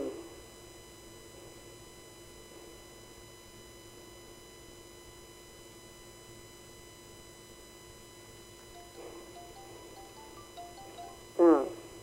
ขอเวลาสักแป๊บหนึ่งนะเจ้าคุณผู้ฟัง เอาเปิดเอาไปเล่งมันก็เหมือนมีเสียงแทรกอย่าอันนี้นี่นักแกเนาะเพิ่นฮ้องว่าท่านทั้งหลายได้ยินก็มันจะเจออย่างเงี้ยอย่างดังลักษณะของโยมพรเจอแต่คือในเงี้ยมันจะแทรกแล้วเฮาอยู่ผมรู้เรื่องเลยเนาะอันนี้บ่ใช่พระหูสัจจาแล้วเรื่องนี้นะ พระอาจารย์ครับ ใจ เดี๋ แบ ยว บนี้เวลาครับ เดี๋ยวพระอาจารย์พระครูวิวัฒน์จะมาต่อเนาะ เออ เดี๋ยวท่านสมัครจะเดินจะอัน เดี๋ยว พยาบาล ท่านสมัครเรียน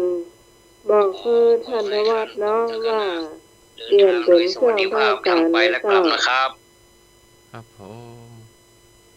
ครับในกรุงเทพนี่ เดินทางโดยป ห ลอด มู ภั เรา ย ฝุ่น นะ มันเป็น เจ้า ได้ก็ต้องเตรียมตัวให้พร้อมเด้อมีแมสมีอย่างเป็นตัวเนอร์อากาศเอาไปสำรองเลยนะครับ ครับ ขอนมัสการนะครับ ขอบพระคุณครับ ครับผมเดี๋ยวจะใช้เครื่องพระอาจารย์เนาะครับ ครับได้ครับ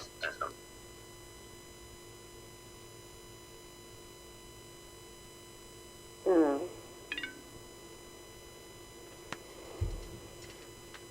เดินทางโดยปลอดภัยแล้วกันนะเจ้าสำหรับท่านสมัครแล้วก็ไปพร้อมกับสถาวัดฝาหินธรรมสถานนะเจ้าแล้วก็อาจารย์ดรพระครูปริยัติยานุศาสตร์นะเจ้าไปพร้อมกันด้วย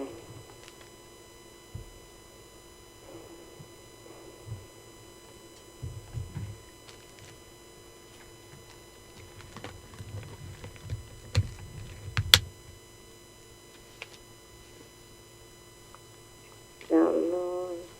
รอสักกรรมนะเจ้าคนเดียวให้ท่านทวัดมาถามปัญหาสักข้อนะเจ้า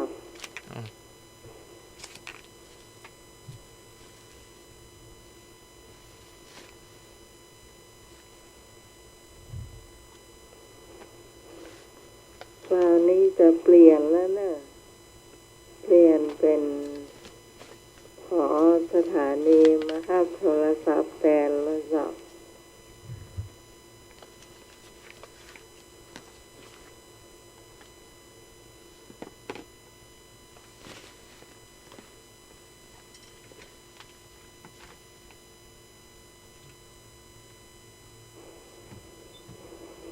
โทรมาน่าจะโทรมาได้แล้วเจ้าท่านทวัฒน์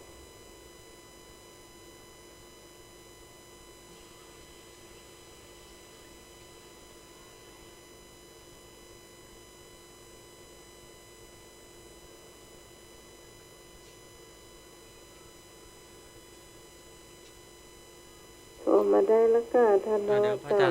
จารย์มาเนาะ ฮะ เดี๋ยวพระอาจารย์มาเนาะเดี๋ยวพระอาจารย์จะโทรติดต่ออาจารย์ทวัฒน์เนาะ อืม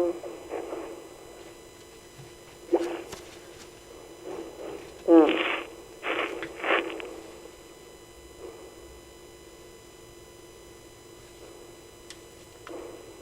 ไปกันหลายก็สมัคร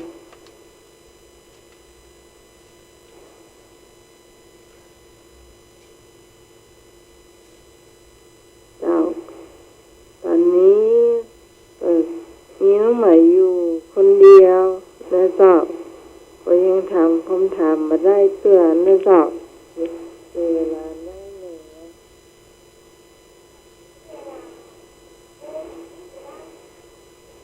เจ้าได้อยู่ยังทำคำถามสักข้อหนึ่งได้อยู่เจ้า รมบะเก่ากรรมบะเก่านี่ก็ให้หน่วยเตรียมไว้นะเจ้าให้หน่วยเจ้าแต่ว่าตาผู้พี่รับแล้วก็ได้ฟังเตือนในเช้าวันนี้ไม่ได้กินกาแฟฟ้าอย่างพยายามช่วยกันให้มันจบเนาะ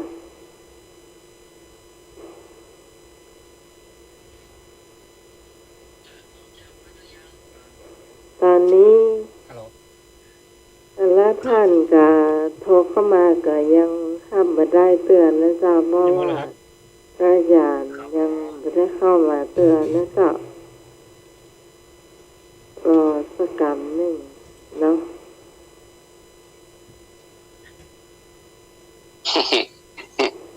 นั่นแสดงว่าเข้ามาแล้ว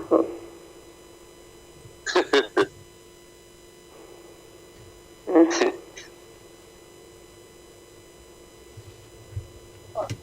เสียงแห่ๆเข้ามานี่คือเสียงมาก่อนเนาะ นะกะอัน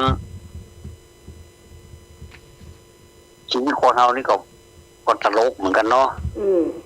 ก็เดี๋ยวก็สบายก็เดี๋ยวก็บ่สบายของท่านสมัครก่อน แต่อาจารย์สมัครกำลังเดินทางเนาะตอนนี้ก็ขอเท้าความสักน้อยเนาะขออนุญาตว่าทำไมต้องเดินทางไปที่กรุงเทพมหานครเนาะก็เนื่องจากว่าเราได้สูญเสียบุคลากรทางด้านการศึกษาและการเผยแพร่ไปหนึ่งท่านก็คือ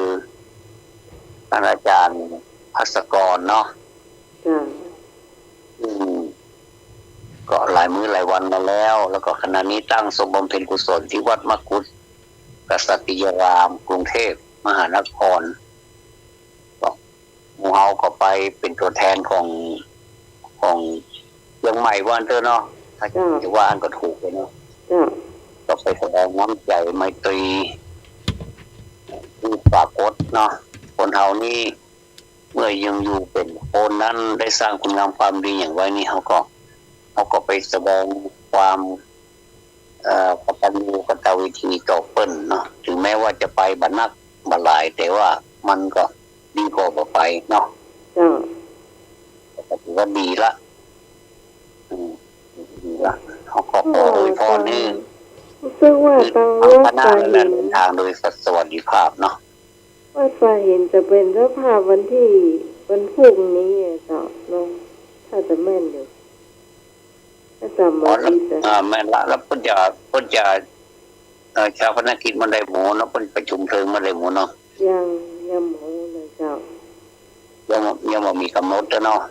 เจ้าเบื้องต้นที่ทำบุญกันตอนนี้พี่น้องทั้งหลายคนเฮาเนาะมันก็ได้แค่นี้แหละแต่ว่าถึงแม้ว่าร่างกายจะสลายไปตามสภาพของธรรมชาติของมันแต่ว่าสิ่งที่คงเหลือไว้นั้นก็เหลือไว้แต่สองสิ่งเท่านั้นเนาะก็คือความดีแล้วก็ความบดีคนเรานี่อยากจะได้ดีทุกคนเนาะแต่ว่ามันหัวใจว่าอยู่ที่ตัวเองอธิษฐานว่าจะขอให้เป็นคนดีอย่างเดียวก็หาไม่แต่ว่าจะต้องลงมือทำด้วยเนาะลงมือทำลงมือคิดลงมือปฏิบัติจริงๆมันถึงจะได้สิ่งนั้นมาแน่นอนเลยคือเนาะว่าสิ่งที่เราทำไปนั้นมันอาจจะบ่ง่ายเกินไปอย่างที่เราคิดเนาะมันก็ต้องไปเจออุปสรรคนาประการเนี่ยก็มันก็เป็นการท้าทายที่ดีเหมือนกันนะบางทีเราคิดจะทำอย่างนี้มันจึงอุปสรรคมาเขาจะบอกเป็นอย่างเลยอุปสรรคเจ็บป่วยกระทันหันนี่ก็มีแต่ว่าเราก็อยู่ได้เพราะความอดทนบางทีทำนอกก็มีส่วนที่จะช่วยเราก็ชุ่มก็ช่วยขึ้นมาแล้วก็มีแฟนขึ้นมาอย่างนั่นก็คุณในสมัยเนาะ ทำเรามีกำลังใจต่อสู้ต่อไปอ่ะมันก็หายบางทีก็เป็นทิ้งไปเลยก็มีอันนี้ก็เป็นเรื่องที่แปลกเหมือนกันไม่ใช่เป็นเรื่องปาฏิหาริย์อย่างนะแต่ว่ามันเป็นเรื่องที่ว่าเอามีกำลังใจนี่ผมมองว่าเป็นกำลังชนิดหนึ่งที่มันลึกลับซับซ้อนเพราะมันอยู่ในใจเนาะมันเป็นกำลังภายในเนาะเหมือนดังจีนวาดเนาะ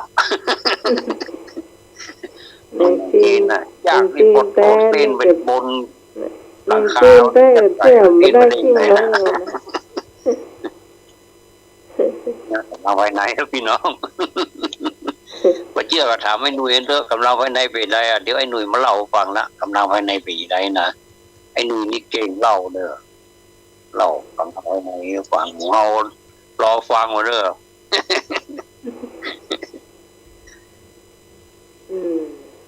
ถามปัญหาธรรมะสักข้อสุดท้ายในเจ้านะมีอยู่กะจ้ะเดี๋ยวจะไปกำบักเก่าละมาเจอการมานอนเนี่ยนะที่ลุงหนักกับเราเป็นยังเอาได้เพื่อศาสนาเอาทำได้ทางนั้นเนาะง่ายๆก็ได้เหรอง่ายๆก็ได้เหรอง่ายๆก็เป็นอย่างเดียวกันเอาง่ายๆเนาะข้อนี้ข้อส่งท้ายวันสำรับวันอาทิตย์วันนี้เนาะเอาละพื้นฐานของศีลคืออะไรโลกง่ายๆเนาะพื้นฐานของศีลคืออะไรกสติสัมปชัญญะขอวิโอตตัปปะพอขันติโสรจะงอเจตนา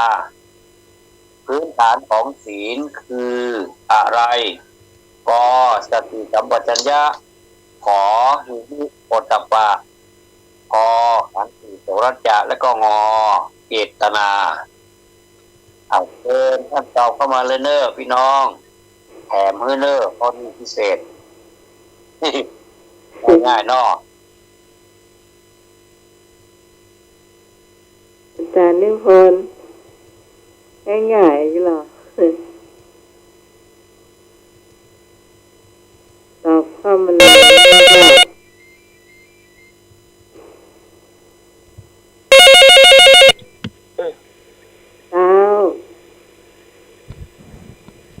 เจ้าพี่คอนตอบข้ององูเจตนาเจ้าก็ใจก็แค่ได้ก็ไกลเอ็มเกิงนั่นมาเจ้าท่านทวัดเจ้าท่านทวัดพยายามดื่มน้ำอุ่นๆนะเจ้าน่าจะจามนะเจ้าจะเป็นไข้จะไปกินน้ำเย็นนะเจ้ากินน้ำอุ่นๆนะเจ้าขอบคุณมากเลยพี่คอนตอบข้ององูนะเจ้าพี่พรตอบเรานะจ๊ะคือพื้นฐานนะจ๊ะพื้นฐานขอใครว่าได้ครับฮะขอใครฮิริโอตปะครับฮิริโอตปะเป็นธรรมของฮิริโอตปะครับเป็นธรรมของเทวดาเนาะขอใครเนาะครับผมอาจารย์นิพนธ์ขอใครครับผมไปหน่อยมั้งขอบคุณครับไปหน่อยมั้งขอใครอาจารย์นิพนธ์ขอใครไปแล้วอันนี้ไผ่นี่เจ้าผมมีเนาะเขาข้ององูน่ะน้องหมายแม่สมศรีเจ้างองูอ้าว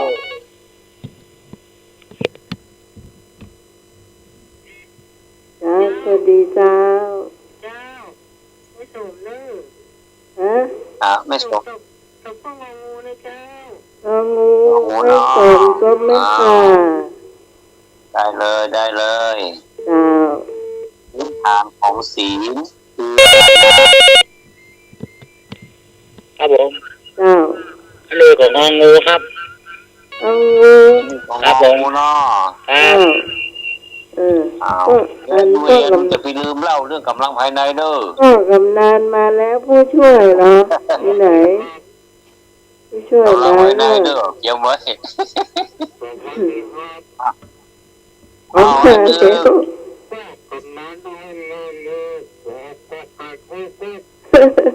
เอากอไก่โกงกเนาะเอาได้เลยกอไก่โกงกได้เอา เจ้าก อไก่โกงกจัดให้มารับไก่นี้แหมแล้วมาเลย เจ้า แม่ เอาไม่เขียนกระลัดหลวงเนึง เข็มกะลัดหลวง เจ้า เจตนาเหรอ แม่อย่างก็ ให้บุญเจ้า เจ้า อ๋อไม่บูดจ้าโอ้ยสูมาแล้วมันสั่งบอกใครชัดอันนี้มันเอาโรคปวดผมอีกอ่ะ เป็นนางเจ้า เสียงมันเพลงอย่างโรคปวดมันเป็นอย่างผมม่วนดีกว่าเนี่ยยังป้อยหลวงนี่รอม่วนดีรออ้าว ใครมารบกวนท่าน มันเป็นเสียงแทรกเหมือนพี่พรเจอแต่คืนน่ะ อืม นะนี่มันเป็นแต่วิทยุของเราวิทยุของเรามันแบบมีคุณภาพมันเป็นวิทยุรุ่นเก่ามือแล้ว ซื้อใหม่อะก็ เอายังมาใจได้อยู่เนาะไม่ใช่จี้นะแต่มันใจได้ก็ใจไปก่อนเนาะมันมีเวลาไปซื้ออยู่ได้ เอาถามว่าพื้นฐานของศีลคืออะไร อันนี้ขอบอกก่อนเนื่องว่ามันมีการซับขาลอกนิดหน่อยจะย้ายสัมมุโนโคก็ได้เนอะรับสายนี้เนอะ จริงแล้วเนี่ยพื้นฐานของศีลนะเจ้ามันจะต้องเป็นกอไก่แน่นอนเจ้า เจ้าอันนี้น้องใหม่นะเจ้า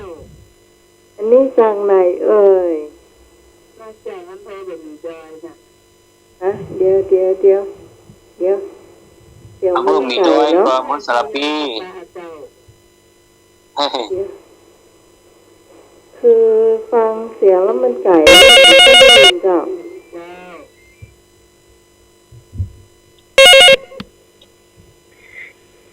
เจ้าพี่คอนย้ายมากอไก่ดีกว่าเจ้า อยู่กอไก่กะแล้วอยู่กอไก่เนาะ ย้าย ไก่เลย ย้ายละ เอามันจะม่วนกว่าตรงนี้แหละธรรมะใครเครียดเราเอาอยู่อย่างพี่อย่างน้องครับมาละ แม่คุณล่ะครับ กลาย อยู่คนเดียวหนาวลูก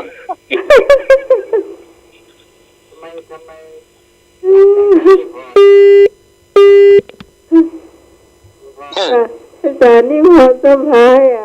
เอา อาจาร ขอ ย์คน ไข่ เซล เอา กาเขาก็จะย้าย เทวดาชั้นสูงกันเนอะอาจารย์นิพนธ์เนอะ อาจารย์นิพนธ์มาย้ายเนาะ ฮะ ย้ายเนาะ เดี๋ยวอันนี้เสียงไผ่เจ้า ครับผมให้พงขอตอบข้อกอไก่ครับผม อ๋อ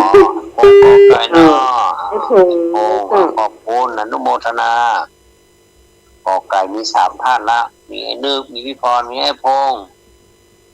ท่านขอไข่มี1ท่านนะจากนิพนธ์ขอควายยังงองูก็มีไม่สมศรีไม่สมไม่หนุ่ยแล้วก็ไม่บุญเนาะน้องใหม่ตอบข้อไหนก็ เอากอไก่ก่อนเปิดเจ้า เอากอไก่โกงแน่เนาะ ไอ้นึกสวย นึกโดยกอไก่4ท่าน เดี๋ยว อันนี้ใจความคิดน้อยเด้อมันน้อยสักคำเรื่องนี้นะต้องตีความน้อยเนาะมาละหันสายหนึ่ง เจ้ารู้ไหม เจ้า แม่จะย้ายมากอไก่นะเจ้าตะกี้กับพ่อจะเอาแล้วนะแค่ทอดเหมือนกันนะว่าจะเอาไปใส่เส้นก็ได้ เจ้า เอาแม่สมเนี่ยมากอไก่ทุกเบิร์ดเนาะมาเลยเอาจัดให้ เหมือนแตะปะ เอาจัดให้ไม่เป็นไรน้องใหม่จะย้ายก็ ย้ายเหมียแล้วมาอยู่กอไก่ ย้ายเนาะเอารับสายนี้เลยมาย้ายก็ เจ้า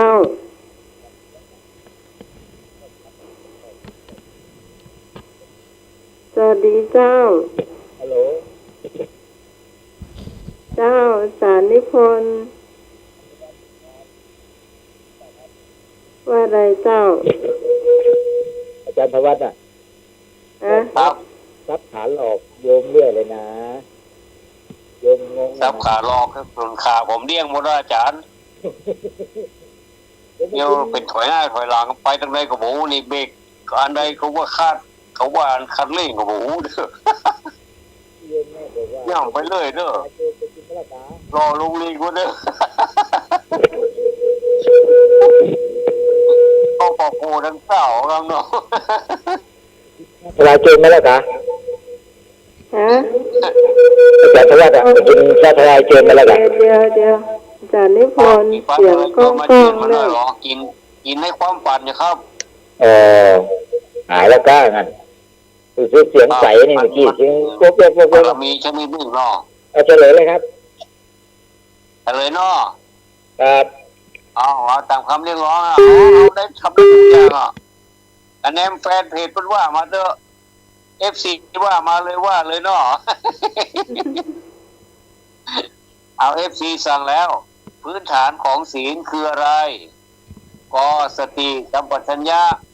อันนี้ก็บ่เถียงนะเมื่อคนเรามีสติสัมปชัญญะแล้วมันก็จะคิดแล้วมันก็จะบัตรทำคิดเนาะแต่ว่าถ้ามันตรงประเด็นตีความมันลึกๆกว่านั้นนะเจตนาก็บ่ใช่นะเจตนานี่ผมอย่างหนึง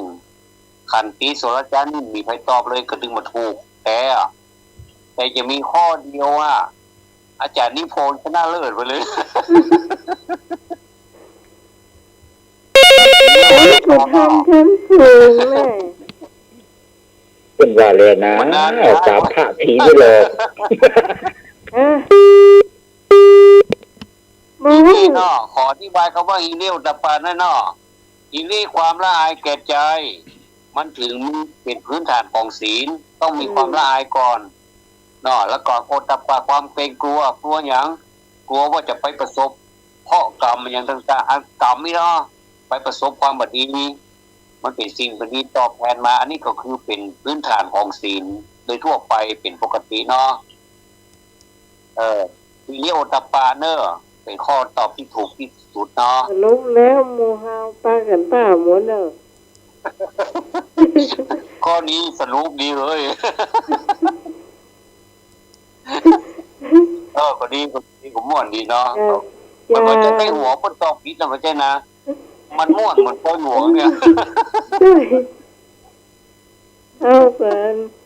ก็เป็นส่วนหนึ่งที่ให้เยอะจากเปิ่นมาตา ตอนนี้ก็ที่สมัยเป็นหน้ามีเจิกกังเราก็ไก่แน่ๆ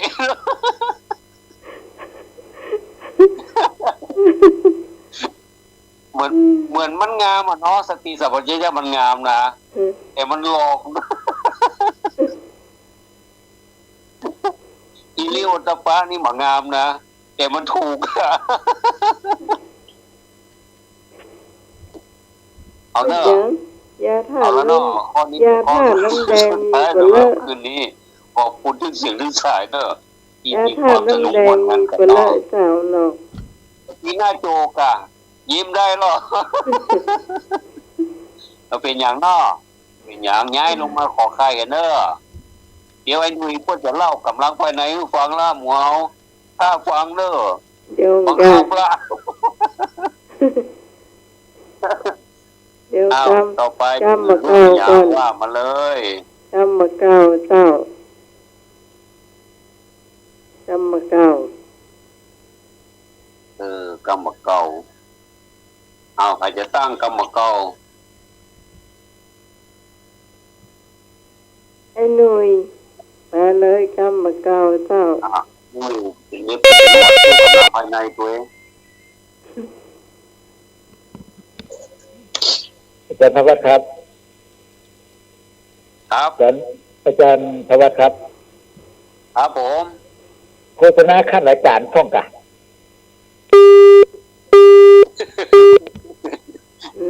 ครับชนะเลิศอยู่คนเดียว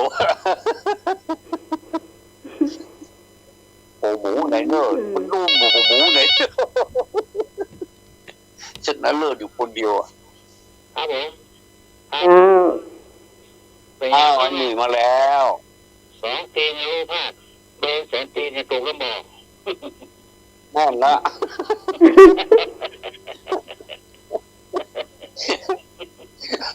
พี่เนี่ยเป็นเรื่องมั่วเรื่องงานไปเลยเนอะอย่าไปเกิด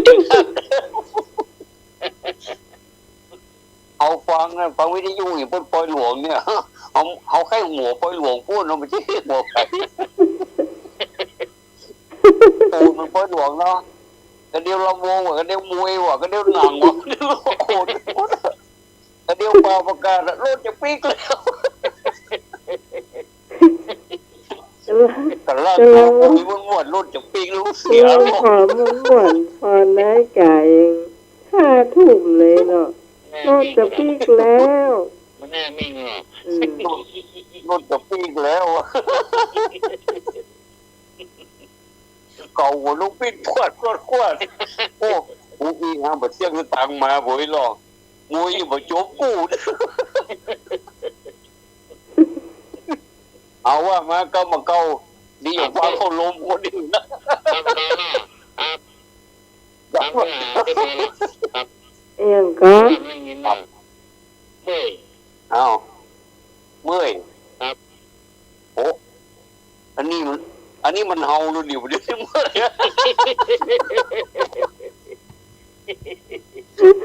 อย่ามาถูกชุดพอดี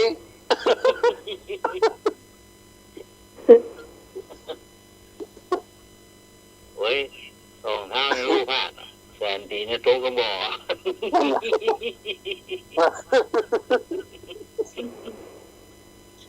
เอ้าขยายความมาเลยพี่น้องเมื่อยว่ะไอ้หนุ่ยใครเมื่อยอยู่ดีเมื่อยขึ้นเมื่อย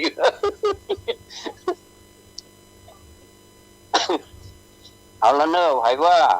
ตีความหมายว่าเมื่อยมาล้อไอ้หนุ่ยเพิ่นท้าทายแล้วเอา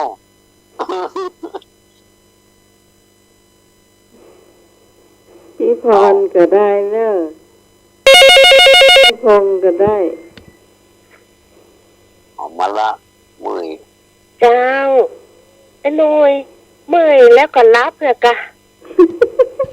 เออ เออ กินยาบุราเนี่ย2 เม็ดรับโอนพื้น เฮา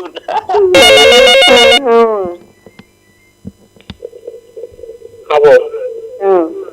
ปวดเมื่อยครับผมปวดเมื่อ อ๋อย ปวดเมื่อยเนาะ ครับผม อ๋อ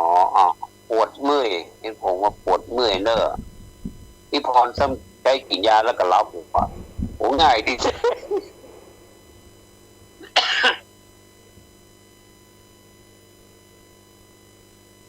อาจารย์ให้รับก่อนเราแน่อันตวัตฮะ อาจารย์ให้รับก่อนเราแน่ ก็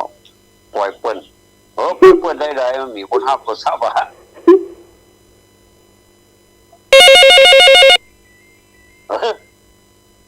มันเนาะมารับเด้อ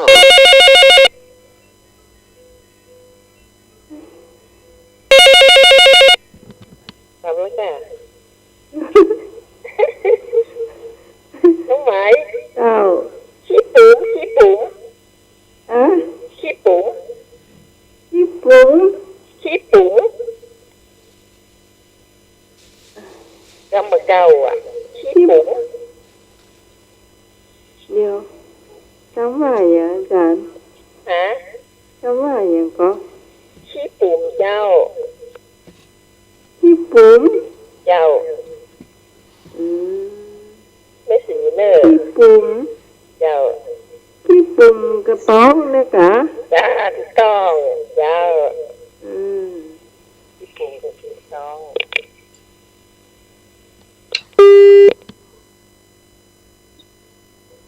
พี่ปุ๋มกระป๋องนี่แหละอันวัตว่าใดพี่ปุ๋มอ่ะ โอ้น้ำเมื่อยตะกี้นะหายเสพไปละเอาจะรับแล้วเด้อตะกี้มีคนใจเอากินยาว่ะแล้วก็รับแล้วด้วยว่ะ แม่กำเรื่องขี้ปูก ปูผมล่อนั่นเอา อ้าว ครับผม คำว่าโค่น ฮะ โค่น ไอ้เนี่ย โค่น ฟังกับบ่ค่อยชัดนะ โก้นก่อน ฟังบ่ค่อยชัดอ่ะเดี๋ยวกันสมาทอกมาใส่กันฟังจากวิทยุมัน อยู่อย่างพ้นปล่อยหลวงได้นะ โคคอควายอ่ะโคเอ๋มาโคแต่โคได้ยินไหมยัง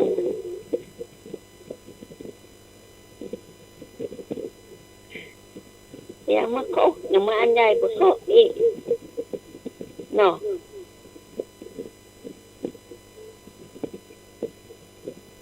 มาได้ยินก่อน เจ้าว่าได้สอง คอควายเนอะเตี้ยหนุ่ยว่าตะกี้อ่ะโคอ่ะ ไอ้คงจ้ะ เดี๋ยวน้ำใหม่ก็กล้อง จ้ะ เดี๋ยวน้ำใหม่ก็กล้องเจ้า ใช่ไอ้คงปลาตางจ้ะว่าคงเนี่ย นะ ไอ้ค ตะ ง กี้อ่ะกัน จ้ะ อ๋อโค โคซื้ออันแต่อันว่าโคกำเดียวเนาะ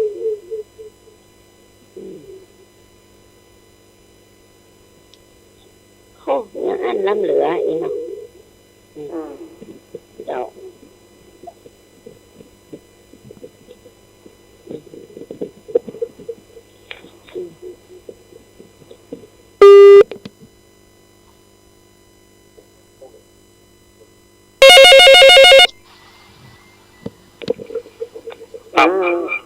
ครับเอาไม้เนาะตะกี้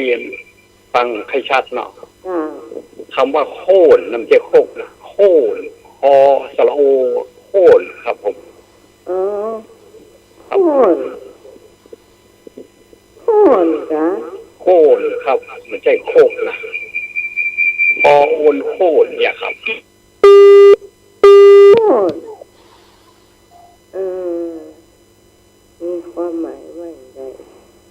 พี่พรไอ้อย่างใหญ่พรโคนนี่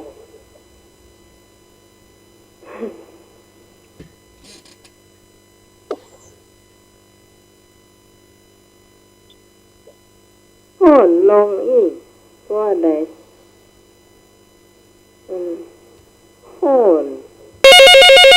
มันจะเป็นภาษากลางเวลา ครับอันนี้กรรมบักเก่าได้แปลเลยครับ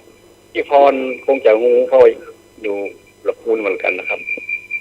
คำว่าโค่นเนี่ย สมัยเก่าสมัยพ่อลุงแม่ป้าเป็นเอาไว้บนโค่นเนี่ยครับ ไว้บนโค่น พี่พรเข้ามาขยายความคำนี้หน่อยเราตอบหมดเคยได้ยินเนอะอันนี่นะเจ้า โคตรที่นะ เจ้า โคตรก็เดี๋ยวว่าคือกับพี่น้องก่อนกับโคตรแม่ก่อนนะพี่น้องก่อนนะใส่เชื้อใส่ตอนนี้เจ้าเป็นเชื้อเป็นใส่ก่อนเนี่ยจ้ะก่อนนี่เจ้าเป็นโคตรก่อนนะเจ้า เป็นคือหรือเปล่าหรือว่าเพดานใช่ไหม ฮะ เป็นเพดานหรือว่าเป็นคือหรือเปล่า เพื่อนอธิบายว่าเห็นยากเห็นวงประกู เป็นเพดานหรือเปล่า มองว่าฟังเข้าใจต่อ จ๊ะ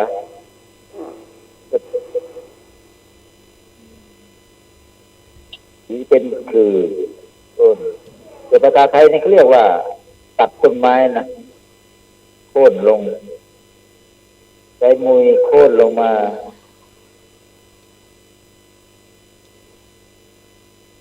เดี๋ยวต้องให้พี่พรมาขยายความคำนี้ก่อนต้นบอกว่า เป็นกรรมหมดเก่าโบราณตั้งละปูนนะเจ้า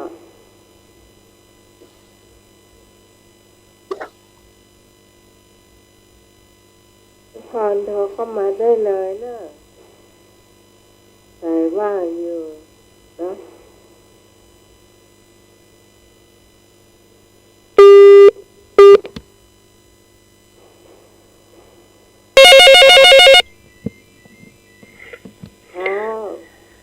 เจ้าพี่พรก็รู้เหมือนกันนะว่ามันเป็นหมายความว่าจะใดเองนะโค่นพี่พร ที่กำลังได้ยินที่อาพงษ์ว่ามาไม่เหมือนกันนะจ๊ะน่าจ้ะมาเข้าใจเล พอย เฉลยก็ได้อาพงษ์นะเจ้าหลายพงมาเฉลยเจ้าหมายความว่าจะนะเจ้าว่าแต่ครับ เจ้าไอ้นึกผมคิดว่าเป็นขวดโคตรบ้านเขาว่าขวดเอาไว้บนขวดบนหลังเหยียบบนว่าโคตรยองกะมันเขาว่าขวดถูกประถูกหัวเนื้อเดือดร้อนไอ้พอมาเฉลย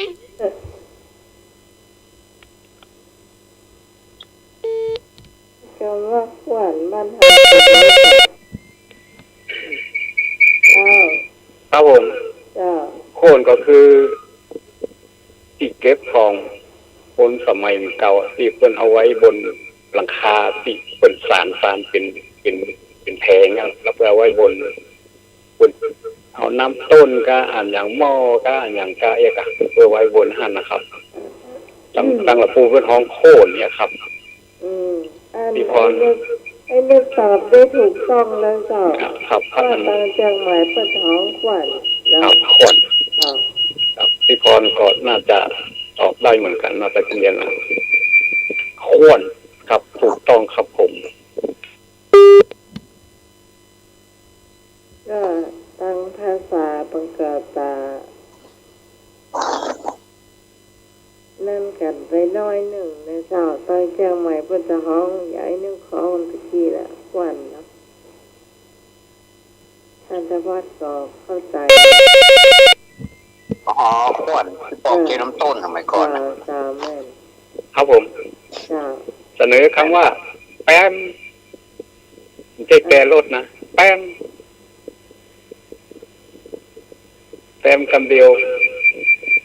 มันอยู่ในจังหวัดอย่างลำปางแป้งอย่างนี้ครับแป้มกับ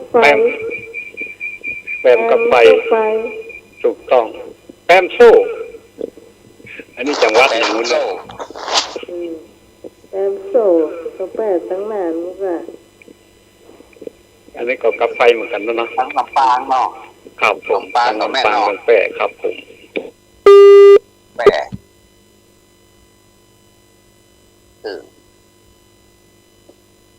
ได้หลายอย่างนะภาษาของนี้ดีหลายคงมาได้เอาผีมานะ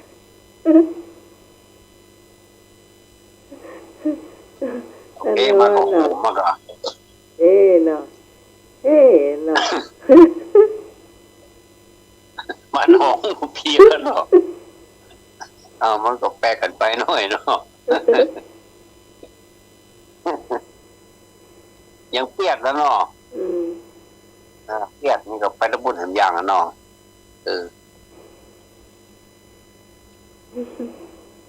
โอ้ยหลวงได้อย่าเลิกเลยเฮ้ยอันนี้ได้ยินชัดแล้วกว่าไง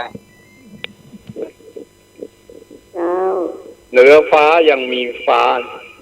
เหนือมาม่ายังมีอันอย่างพ่อเนื้อมาม่าก๋วยเตี๋ยวแล้วก็นอก๋วยเตี๋ยวยังถูกเพื่อเนื้อมาม่ายังมีบะหมี่ยัง นือมาม่าก็มีไม่เอกกะ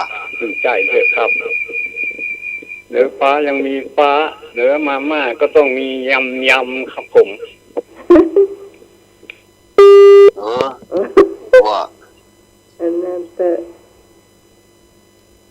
นั่น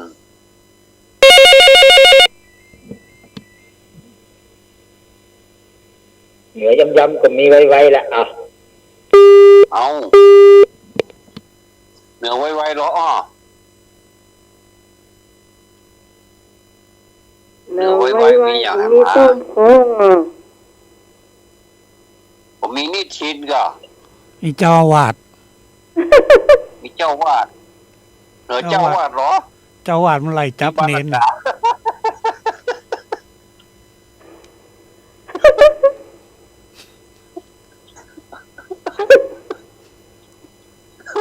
เหนือเจ้าวาด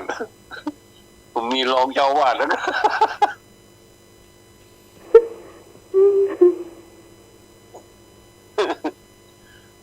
เหนือเจ้าวาดก็มีรองเจ้าวาดเพราะว่าเจ้าวาดอยู่กุฏิเหนือเพราะว่ารองเจ้าวาดอยู่กุฏิเหนือว่าน้อเจ้าวาดอยู่กุฏิใต้อ่ะ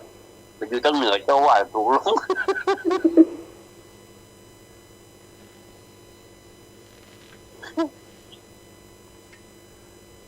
อ๋อวันนี้มวยเลิกแล้วเนอะนางก็เลิกแล้วโอ้ชัดเจนขนาดไหนตะกี้มันโอนเพราะ เจ้า อ้าว พยังมองพยังมอง ฮะ มอง เจ้าม องก็คือสาวสวยเห็นที่ไม่มองนะกะใช่กะ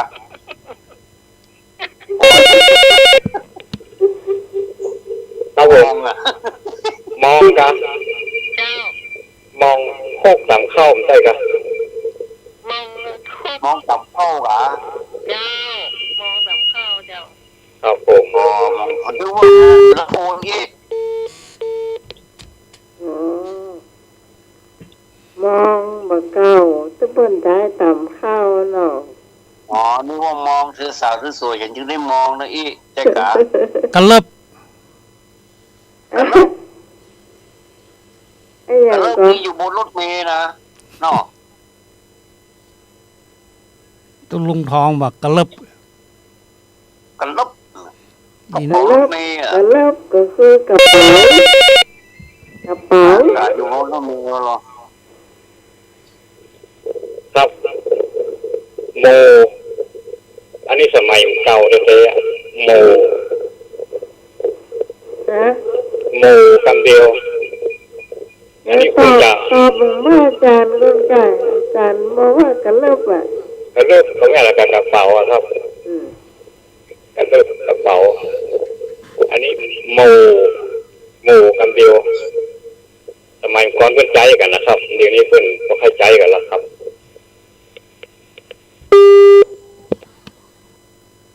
คือพอฟังตั้งเทปมันบ่ค่อยชัดเจนท่านธวัฒน์ฟังออกก่อน หมู่กะ โม หมู่ครับ สารโอมอมาเบรก หมู นั่นละ เป็นหมูเป็นจุมเนี่ยเหรอ หมู่ไปจุ่มแล้วกันเนาะหมู่จุ่มฮะ ไปไหนไปเป็นหมูถ้าไปคนเดียวเพื่อนก็ ครับยังบ่ใจครับโมที่สมัยเก่าเพิ่นใจกันนะส ฮะ มัยเก่าเพิ่นเป็นสาวแล้วเพิ่น เขาไปของใจเนาะ เพิ่นใจกันตามงานคอยก็งานขึ้นบ้านใหม่ก็อย่าครับ หมูแป้ง อ๋ อ อ ยู่ เพิ่นพัฒนาแล้วเพิ่นหมดใจกันแล้วครับ หมูแป้งไม่ใช่เหรอ อันนั้นก็ครับท่าน หมูแป้งไม่ใช่เหรอ ถูกต้องครับหมู่เพลงครับสมัยเก่าเพิ่นใจกันแล้วท่านเนาะ เอาหมู่เอามาเอาหมู่เนาะ เดี๋ยวเพิ่นพัฒนากันแล้วเพิ่นใจครับผมถูกต้องครับท่านครับหมู่เพลงครับ แตะก่อนเคยย่าง แต่บ้านเธอเพื่อนเขา ทาง เอา ขนมจับอะ เอาลิ้วนั่นนะเอาหมู่นั่นนะ ใช้หมูผมใช้ห้องหมู เจ้า เจ้า ขันยังขันเล็บแต่ที่ขันเล็บนะประเด็นนี้ขันเล็บ แลบน้องกระเป๋านะกะแม่ ไม่ใช่เจ้า ไม่ใช่น้องมันกะ ฮาลาดกะฮาลาดกะแม่ นะ ฮาลาดกะ ขันเล็บขันเล็บ ฮาลาด เจ้า บุรี ใช่เจ้า ฮาลาด อันโซลูจีบรูดกะอันนั้นไม่ เดี๋ยว ใช่ มือมีก็ปดท่อน้ำมันเครื่องเบอร์ เป็นของ มือ เจ้า ดำ นะ ขึ้น เจ้าของ ใช่กะ เจ้าศักดิ์สัตว์ เออ ออกใจขันแลบ ศักดิ์สัตว์นะเจ้า ที่มันอยู่บนเตาก็ใจกับกล่องฮ้อนก็ ไม่ใช่เจ้า กูว่าแตะปิ้งจีนน้ำจิ้มขันแลบของเขา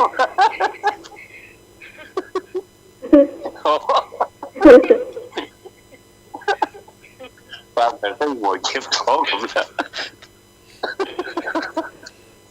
ขันแลบ เป็นอาจารย์ศาสตร์นะเจ้า เออ ขันแลบมียับตัดกระดาษกระดาษนั้นขันแลบของเขาผมใจแล้วเนาะ ใส่ลายอะ เป็นอาจารย์ ตัวปลาท้องโก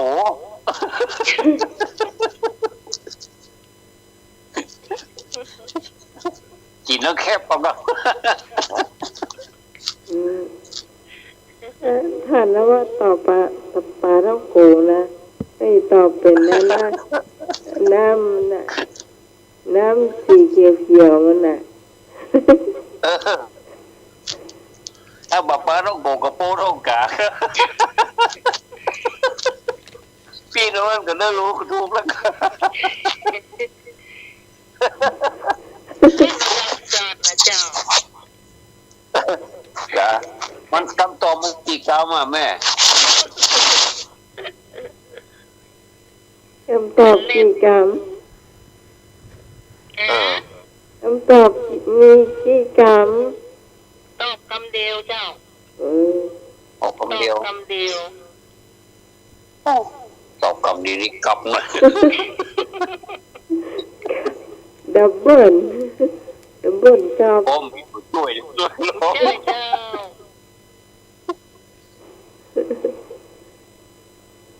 กุญแจมือ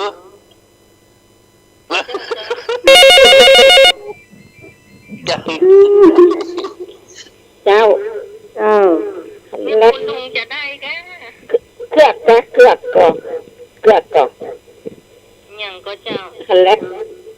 เครือก บ่เจ้าเจ้า ไม่ใช่คันแรกมันดังคันแรกอีกอ่ะ เป็นอาจารย์ศาสตร์นะเจ้า ฮะก็ดัก อ๋อ ดักหนูอ่ะพี่ครับหนู ใช่แล้วเจ้ากัน ครั เล็ บบ หนูมันดังคันแรกอีก อันแรกหมูโอ้โหอ๋อ คือดักหนูกุ้งดักหนูนะคะ เจ้า เจ้า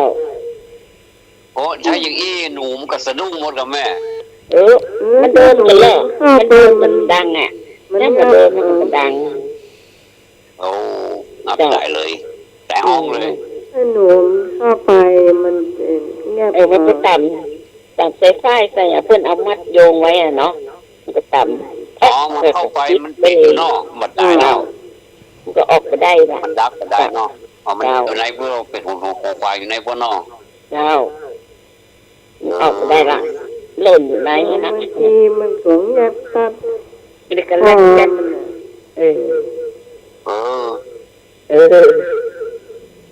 นี่ก็หนูไม่ยอมกันนะเนาะ หนูไม่ยอมเป็นที่ใดอ่ะยอมบางทีมันก็ตายเลยนะบ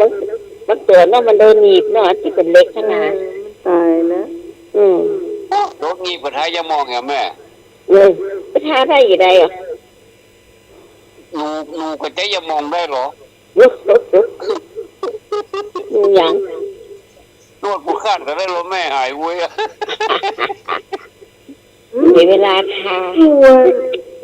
ยาของอันแม่น้อยเมื่อน้องมันได้ทาได้3 วันดีขึ้นมากเลย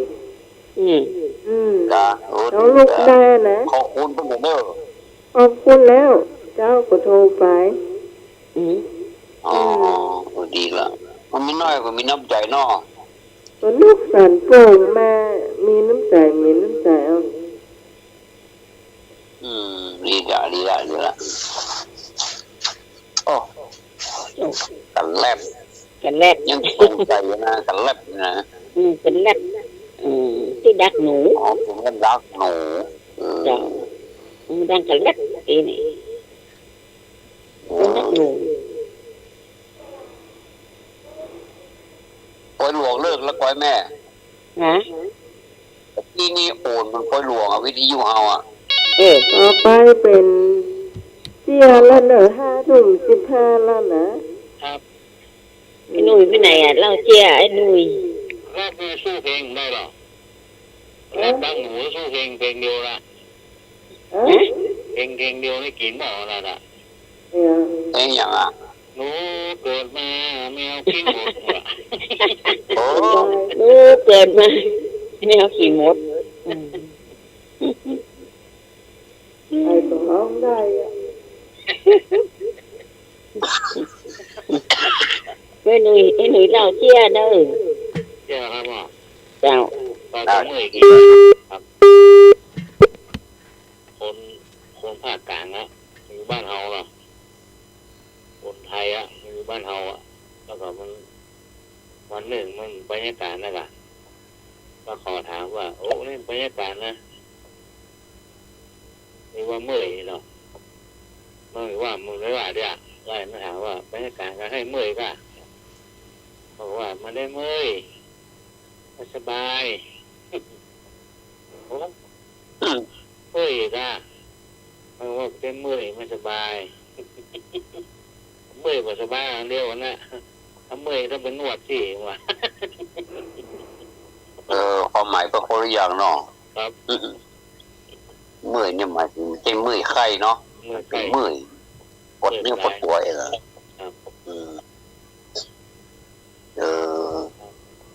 จบเอาแบบประจัดสมาคำแล้วก็บรรทัดเดียวจบแล้วอ่ะหมดอ่ะแล้วก็รับเงินเดือนไปตามระเบียบเลยมั้งก็แบบนี้มีตัดเงินเดือนออกเกินหนึ่งเอาคือน้องใหม่ไปซื้อยานวดปั๊บไอ้หนุ่ยไอ้หนุ่ยโดนปั๊บแล้วบอก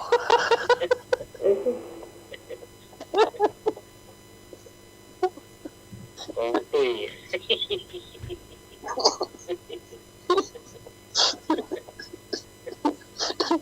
นี่ยอดเยี่ยมนะถึงว่าเดียวว่ะ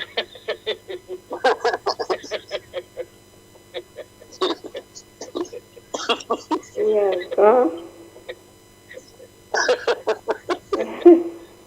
ว่าไป สองข้างรู้พลาดไม่ยังเสียตีโต๊ะมันบอกไม่ต้องเสียใจอ่ะ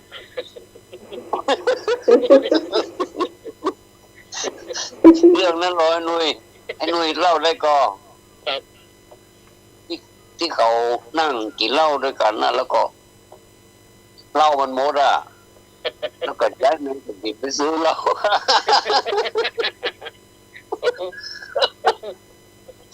เห็นว่ายังมาไปเชื่อว่ามันใส่เกลือมันเสีย เดี๋ยวก่อนมันต้องรู้ก่อนว่ามีอย่างกินเหล้าตะกันห้องแม่อย่างห้อง ขี่มาใจให้อย่างเงี้ยพอถีแล้วนี่รู้ นี่เราถามลงไป เขาได้แบบปุ่งที่จะเป็นส่งถิ่นใจเพิ่งเสร็จ ลงไปตอบเขาว่า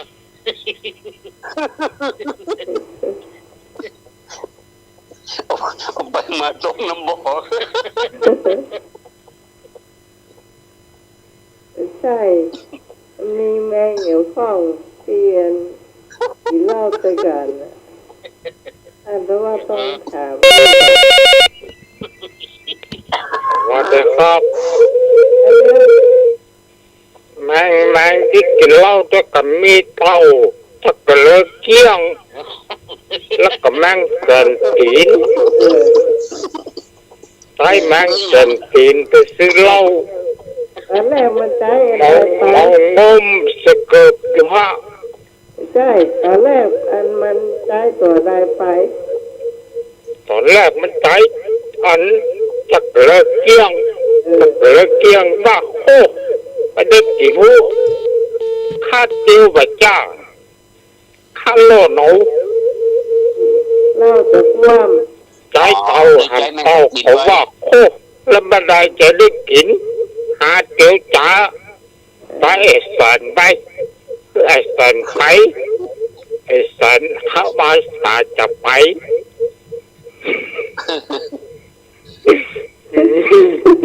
เลยวันนี้กินหนึ่งไงไอ้สันมอสเกิบ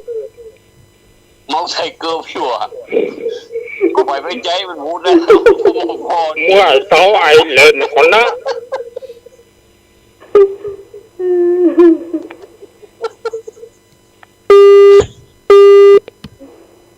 เจ้ากรรมนายเวรไปใจไม่เสร็จจริงไปซื้อหัวมันพูดมันอือว่าอยู่ในกิน ลูกไปปล่อยมาเล่าไปกินเปิดว่าใส่เกลือไปแล้ว ใส่เกลือมาแล้วเกลือว่าเอา น้องหมายได้ยินกับเจ้า ได้ยินจ้า เดี๋ยวแม่เล่าของลูกแม่ จ้า วันนั้นแม่ไปจับเนาะที่รถไปอ่ะจ้ะหรือเป็นตั้งด่านเป็นกระจกป้าจอดก้อนเหรอมีใบขับขี่ก็มีเจ้ามรยุมาได้เหรอเจ้าก็เลยบอกสายว่าใดกับมดอ่านเลยเจ้าไปจะไปถามว่าอาที่ถามป้าไปเขาขี่มรยุมาได้ก็เด้อเจ้าก็บอกสายว่าใดกับมดอ่านเลยเจ้าอย่าเจ้า มีสปะเนาะ ไอ้หัวนักเลย ครับผม เจ้า คุณพี่สมัยเคยได้ยินเพลงกันนี่ก่อนที่ว่าอำนวยเกิดใบขับขี่รถสมมติขี่เมาเนี่ยสมมติขี่เมาได้ว่าไปเนาะเป็นรถเครื่องพอดีนั่นมาตำรวจว่าขอดูใบขับขี่หน่อยครับก็น่าจะยกยาแก้ปวดหายที่มาให้ดูถ้าถ่ายรูปแบบกำต้องเอามือกันกำกลางเนี่ยเคยได้ยินกัน เคยเจ้า นี่จำนวนในเพลงนะอันนี้ในเพลงนะครับถ้าถ่ายรูปอีกกำนึงต้องเอามือกำกลางเนี่ยมันคือแบบเป็นใบขับขี่เนาะตาเป็นทัศลายได้ตามลายกับตำรวจตาลายเนาะ ตำรวจตาลาย ตำรวจกับเมาเหล้านะ ตำรวจเมาเหล้าเป็นถามใบขับขี่เพราะเอายาปวดหายยืนกำนึงถ่ายรูปต้องเอามือกำกลางเนี่ยเอาปืนไปเลยยับสกัดครับผมเล่านะมีหั่นลายเนาะเมาเหล้าก็ไปปัสสาวะเนาะแล้วก็เต๊กแก้กันกระเป๋าอะไรเงี้ยแก้อันเสื้อเก่าเอาไปใส่ติวอีกแล้วติวไปได้หมอไปหงยาว่า อันนี้ หมอไปหงยาเขาแต่ง่ากะเอาไปเอามาเป็นว่าคุยกันมาก็ค่อยเตี้ยวแกะกำน้อยโอ้ถ้าบอกมาหาหมอนี่นะโอ้เอาให้จะตายเลยรู้ว่า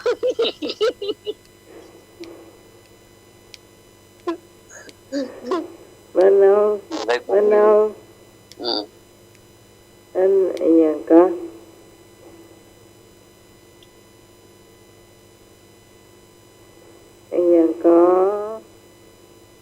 มาตอมเสื้อมาตอมเตียวมาใส่อันเปลี่ยนนั่นเสื้อมันแม่ละแล้วก็มันเตียวมาได้อ่ะเป็นขังนั่งอยู่ฮะเนาะมันได้กลายเป็นลังกล้อง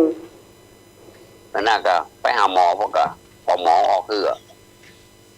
หมอปั๊บเหตุเศร้า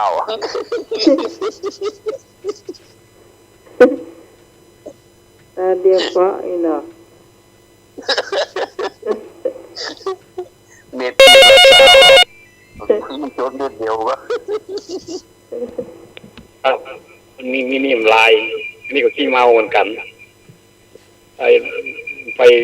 เปิดตู้เย็นไฟมันออกมันหาว่าห้องน้ำเลยปัดสว่างหน้าตู้เย็นอันนี้เมาเกินเนาะ ดูอันนั้นก็สัมผัส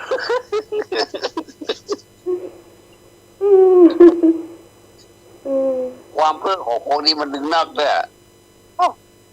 อธิบายแบบหมดไปเสี่ยงเนี่ยนะความเพ้อนี่นะ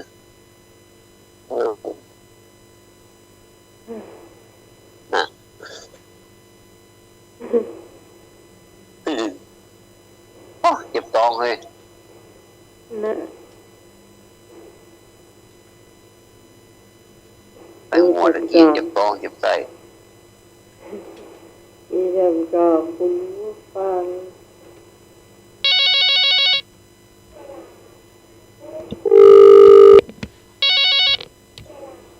ครับผมนี่เมมไลน์ครับเมื่อเข้าเวียงเตี้ยเป็นร้านอาหารกัวแป้งหรอกจากนั้นก็เราไป3 คนอ่ะก็เราช่วยข้าวเปล่า3หรอวันน่ะนั่งรอใช้มือแล้วยกก็เรามาแล้วก็ยกจานมาสาดเกิดใหม่มันแค่อยากเข้าแล้วเราเข้าไปไหนสร้างข้าวเปล่าไม่ได้มันก็จานเปล่า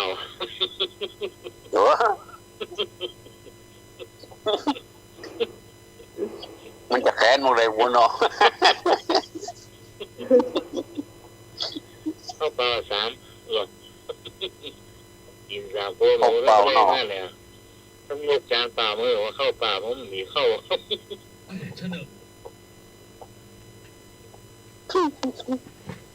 นี่ตาไม้หน่อยว่าโอ้เนี่ยให้ทุกแก่ท่านลูกนั้นดื่มทวดโอ้ยกินแหนงนี่วัวด่า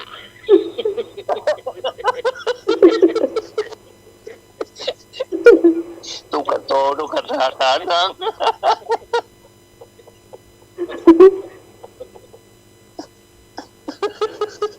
แม่รู้จะดีโอ้เร็วจริงจริงกูบอกเลย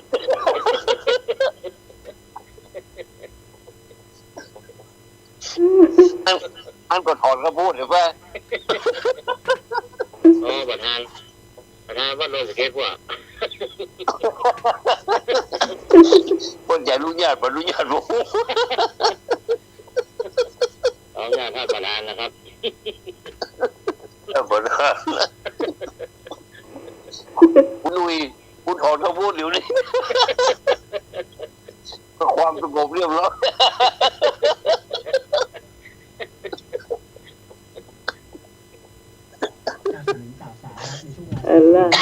Allah làm đầm đá về mất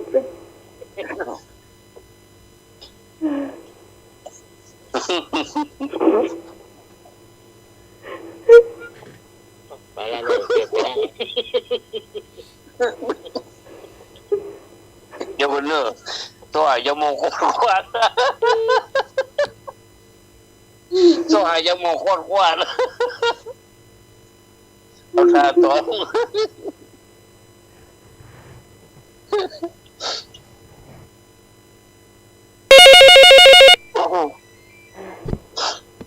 ครับผมมีนิ่มลายไอ้พงเบาวิทยุน้อยหนึ่งไอ้พงครับเบาแล้วลายนี้ที่เมา3 คนไปนั่งร้านอาหารเมนูมาดูอันนั้นอาหารว่าอันนี้เมนูนี่เอาเล็บมือนางเนาะอันนั้นก็จะสั่งจะเอาเล็บมือนางจริงๆอ่ะเพราะว่า มันงามวะ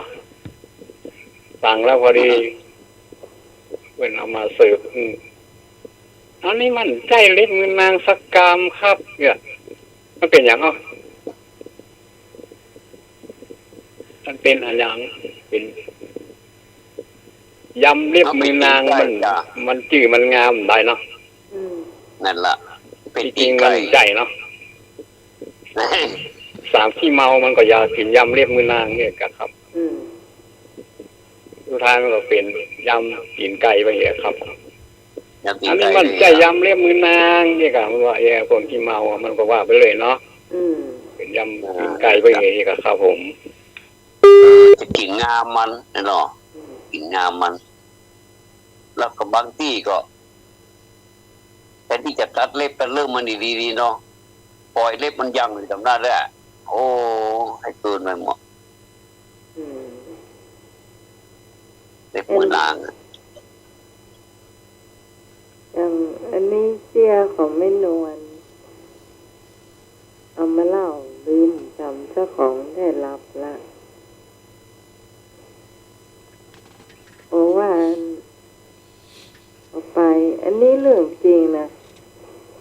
แต่ว่าเรื่องจริงไอ้หนังร้านอาหาร2-3 คนไปดูเมนูถ้ามันอ่านเมนูหนึ่งมันน่าสนใจแล้วบ่เคยกินตัวมันมีคำว่าน้องนางทางขายมันกันน้ำไหวมันจะเป็นอะไรอย่างว่าแต่เป็นเขียดทอดเขียดทอดอยู่ในจานที่ไปกินมาก็อีดูกันจ้ะทอดนำขาทางนั่นน่ะมันจะจะงอนให้เจ็บเนาะขาแป้งๆเนาะยาวจะเล็ดเนาะน่าก็ดูกันลองอันนี้ไม่นวลปลาแดดนะใส่อูโ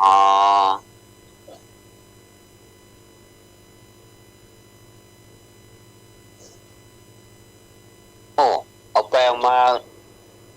ก็จะเตี้ยงแล้วนี่จ้ะเกือบละยังไม่ได้ถามมันอย่างอ้อสักงานนะนกอันยังอ้อตะกี้จัดหลายอันแล้วหรอโม่กายอย่างกายะถามไปหลายรอบเป็นกรรมเก่าอย่าง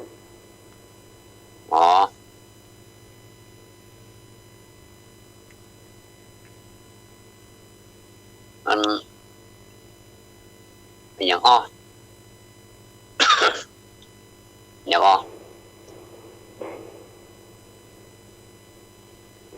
ถามแล้วนั่นอย่างอ้อน่าก็ถามแล้วเหรออย่างอ้อมีปลาลิ้ม1 ตัวจะกินอย่างใดชื่อมันได้ปีง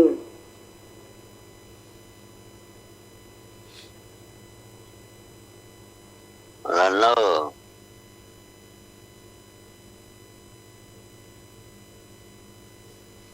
ไปได้พองให้หนุ่ยได้ก็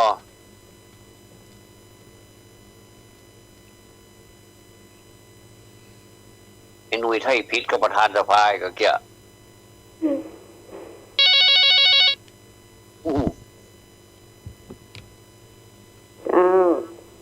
ครับพี่ว่าได้ครับพี่ชื่ออะไรว่าได้ครับมีปลาลิ้มตัวจะมีวิธีแกงอย่างไรมันกินได้ตรงปรีมีตัวเดียว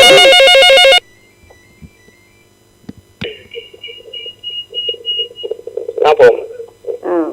ก็ตอบว่าเวลาเอาแยกกินแล้วเอาแบ่งไปคนนั้นน้อยคนนี้น้อยแล้ววันหน้าถ้าเพิ่นแยกกินเพิ่นก็จะได้แบ่งเงินเอาเองครับผม จ้าถูกต้องจ้าให้พงถูกต้องจ้า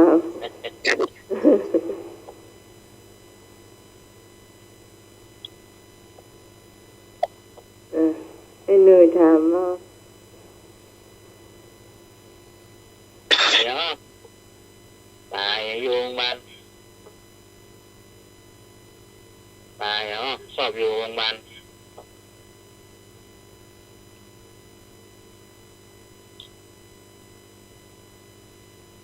ไม่อยู่อย่างนั้น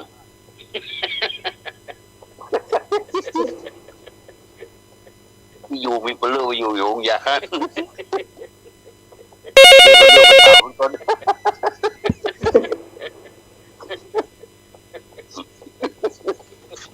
เจ้าหมอเจ้า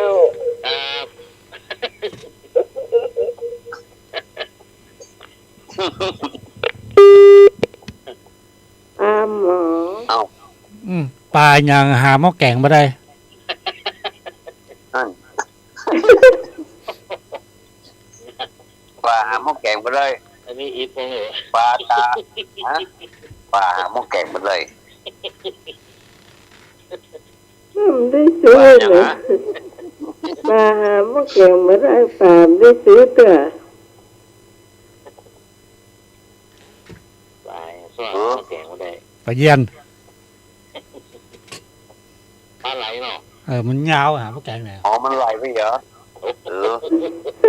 หาหม้อแกงยาวๆที่ไหน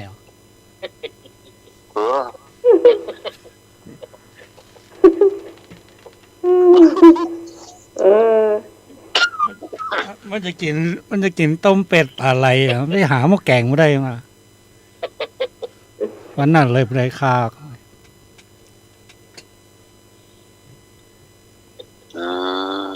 หม้อแกงมันยาว เล่นอีเลยนะ หม้อแกงไปหาหม้อแกงยาวๆมี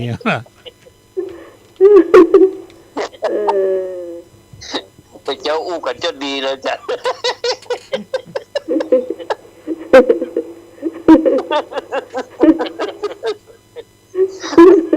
เลิกมาเล่นนี้แล้ว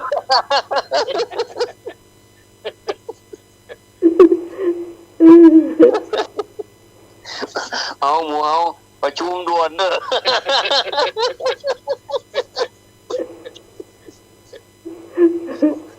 โสมมา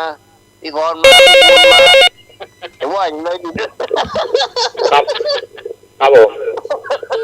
มีเนียมกรรมเนาะถ้าอย่างครับอยู่โรงพยาบาลพระอะไรอยู่โรงพยาบาลภาพมันสบายก็พยาบาลถูกต้องพยาบาลต้องครับผมอ๋อมันสบาย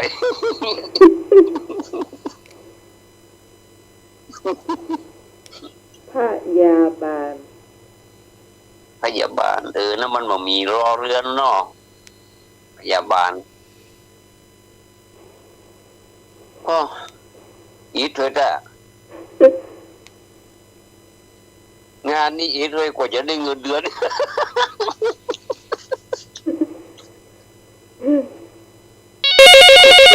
เอาละมาคำสองเลยเจ้าแม่มีกำเนิดสี่หูปันตาติดป่าในน้ำสี่หูปันตาติดป่าในน้ำสามโอ้หมอได้งอแต่อันนี้หม ม อน เหมือนพระจันทร์มีงาเป็นปันแต่งคนมาเข้านั่นเอาละก็มีกลับละมนเหมือนพระจันทร์มีงาเป็นปันแต่งคนมาเข้าเอาแคบแฮ่เป็นเหรอแค่เจ้านั่นลุ่มเต้าหางต่อแง่นพ่อมหันลุงโค้งมาพูดด้วยหัววางเขา เฮ้ยมันเก่าทั้งนั้น มีแม่ทั้งกับแม่ ถูกหมดละถูกหมดละเจ้า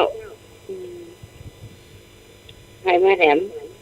เจ้า สัตวัตครับสัตวัต ครับผม อาจารย์สมัครไปเลยยังมีตัวตาตัวเทนนะครับเนาะผัดพอมันเย็นเนาะไปเย็นเนาะ ครับเอาเยี่ยมครับก็เนี่ยถึงได้ประชุมด่วนเนี่ยครับ อาจารย์ ถึงได้ประชุมด่วนกันนะ ประชุมด่วนเพราะของท่านอาจารย์กะ แม่นละ นี่กะเขาเพิ่นเอาย้อนลงได้แล้วมองมนๆแล้วก็ย้อนลงได้แล้วท่านอาจารย์ เนี่ย อืม อ๋ออาจารย์นี่มัดเดียวจดเลยอะไปโอ้ไอ้หน่วยกำลังภายในบัดนี้ละ กำลังภายในไอ้หนุ่ยหายหมด ไอ้หนุ่ยหายแจ๊กเลย เสียหายหมด เจ้า เจ้า ว่าได้ไม่สม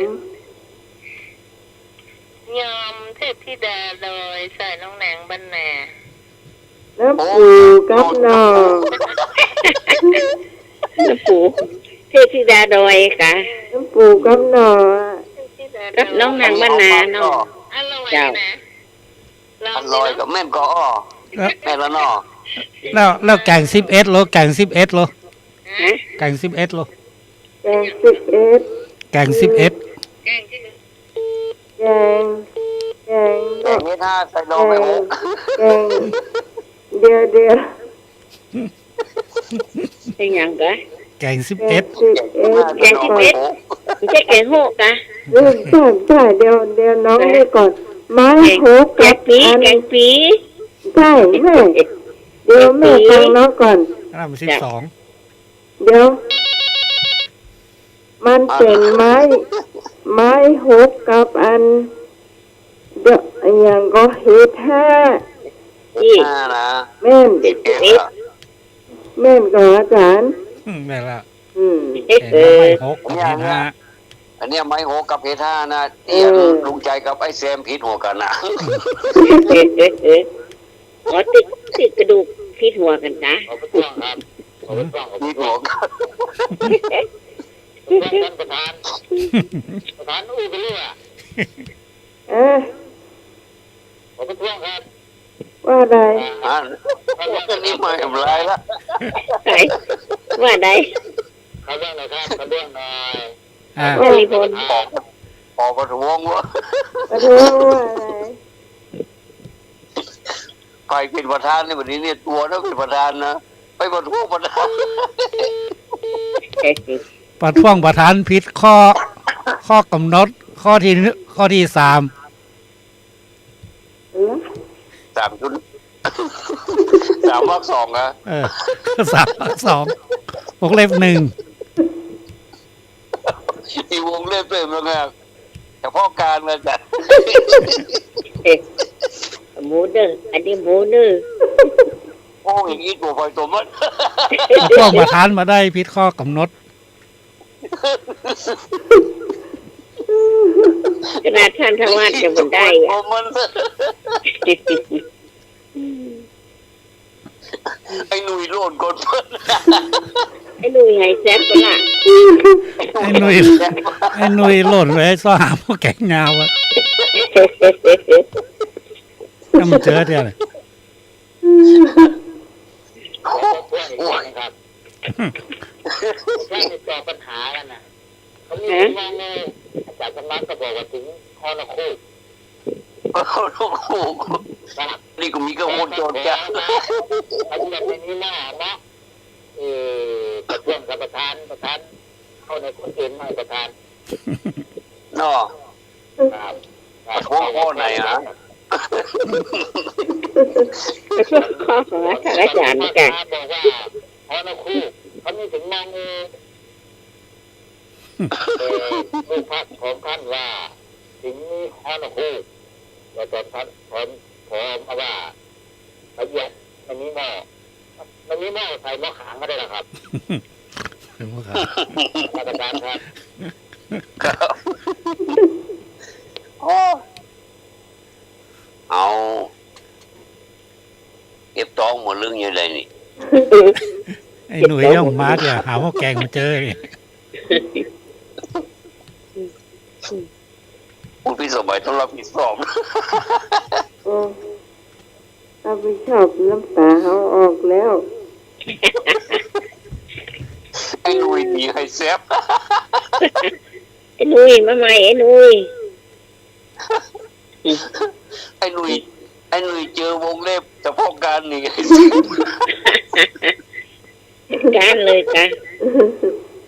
ประกาศเตื้อมาใหม่ รักแซ่บ รับปลาโม แล้ว รับเนาะ เอามีซีดประท้วงอยู่เนาะใจซีดเลยรู้เนาะพลาดพิงอ่ะ ไอ้ลุยมาเลยใจซีดพลาดพิงประธานอนุญาตแล้ว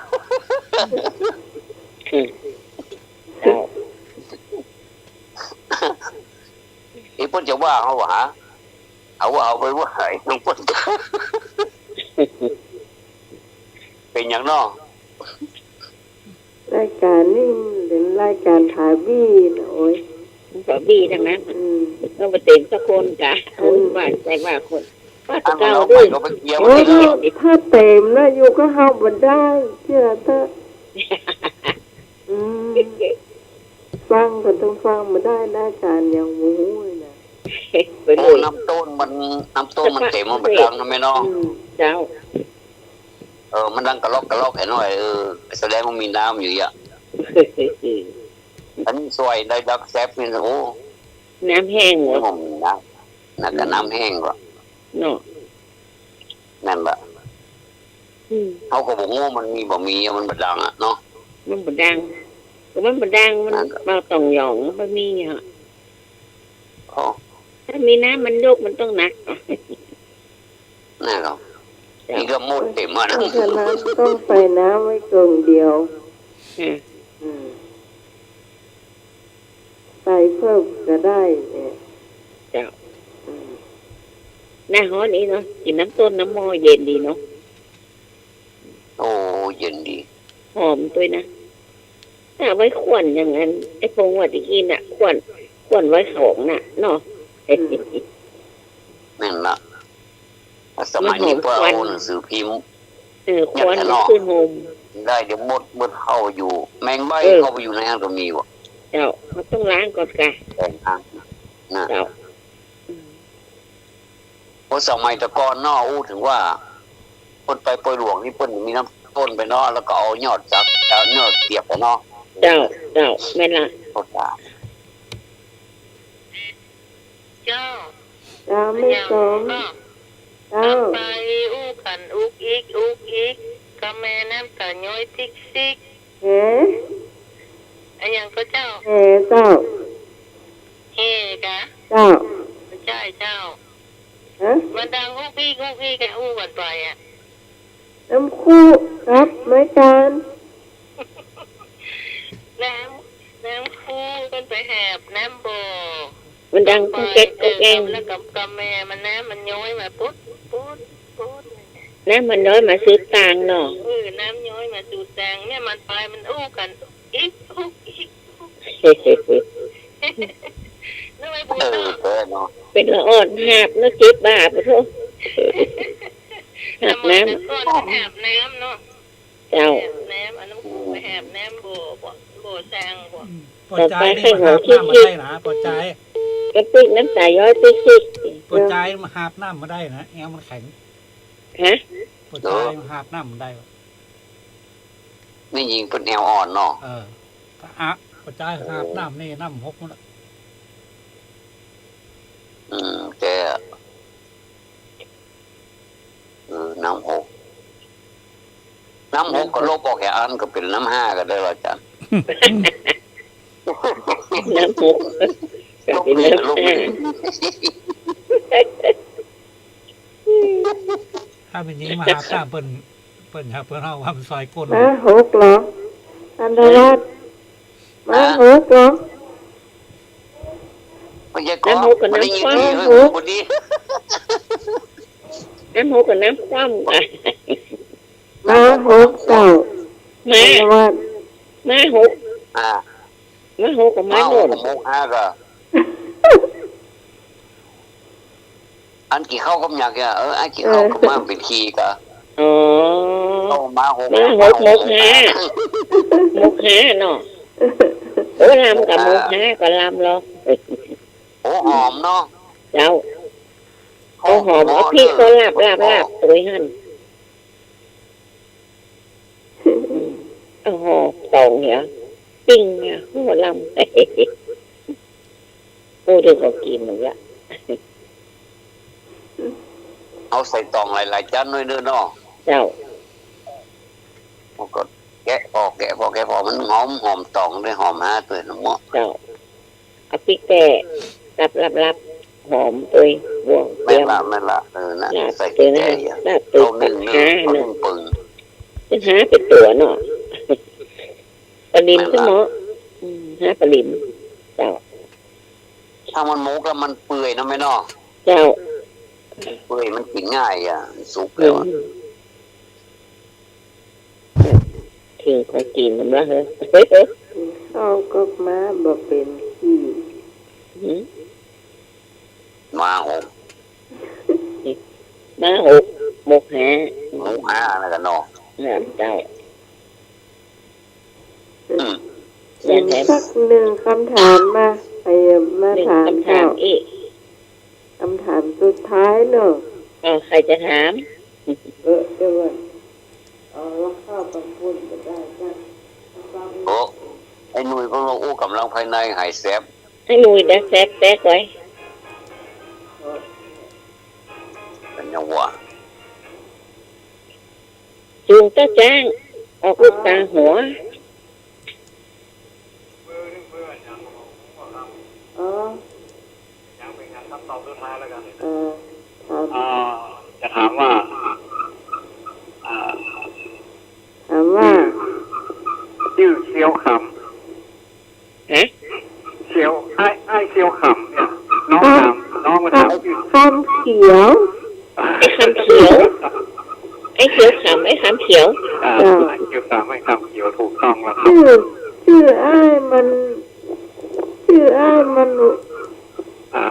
เกี่ยวบอลลอน ใช่ เกี่ยวบอล ชื่ ล อ อน อ้ายมันอยู่เล้าไก่อ่ะชื่ออ่ะ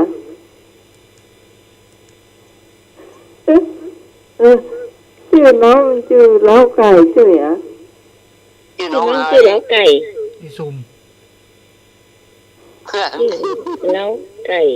อยู่เล้าไก่ อยู่แล้วไก่ ชื่อน้องไฮก็ ไฮน้องไฮอีก อันนั้นว่าถูกละ ก็น้องไฮเนาะ เจ้า ไฮ ชื่อน้องมังงาเลยอยู่ในเล้าไก่คุณเนี่ยไฮเจ้าอีก ชื่อไฮอ่ะ เจ้า ครับ ครับผม ฮะ ที่หาหม้อแกงมันเจอเดียว มันบอกเพิ่นบอกเอาละโอ้บัจจัยเนาะอาจารย์เนาะครับแป๊กไปละแป๊กเงินเดือนหมดละ ไอ้ลุย ดูเ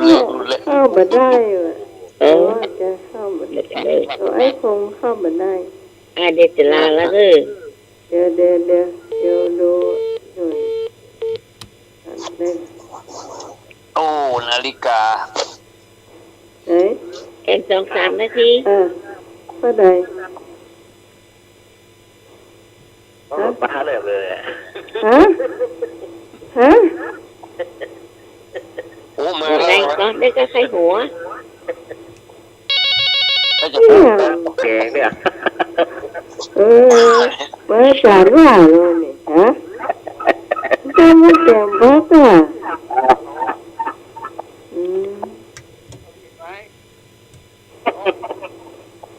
อาจารย์นี่ควรว่านะ ว่าไงไม่ค่อยได้ยิน ได้ยิน เจ้า โยมพิสมัย เจ้า ทำไมโยมพิสมัยเข้าวัดไม่ได้ ฮะ ทำไมโยมพิสมัยเข้าวัดไม่ได้ มาแล้วเนื้อลูกเด็ด ไปเข้าวัดไปได้ แตกหยาบละ ไม่ได้เพราะว่าไม่ได้ใส่เกิบ ฮะ เข้าวัดได้แต่เกิด อะไรนะ เขาวัดมาได้ใส่เกลือป่ะอาจารย์ ไม่ใช่อ่ะ มาได้สวมรองเท้า ไม่ใช่ มันเป็นเรื่องของข้าต้าหรอกจะไปหรือว่าไม่ไปอ่ะ พระโยมพิสมัยไปตีหัวเจ้าอาวาส โอ้อันนี้คดีรุนแรงเลย ใหญ่ว่าได้บอก อาจารย์มีลูกเด็ดจน เจ้าคดีคือกันเลยนี่ แตกหยาบ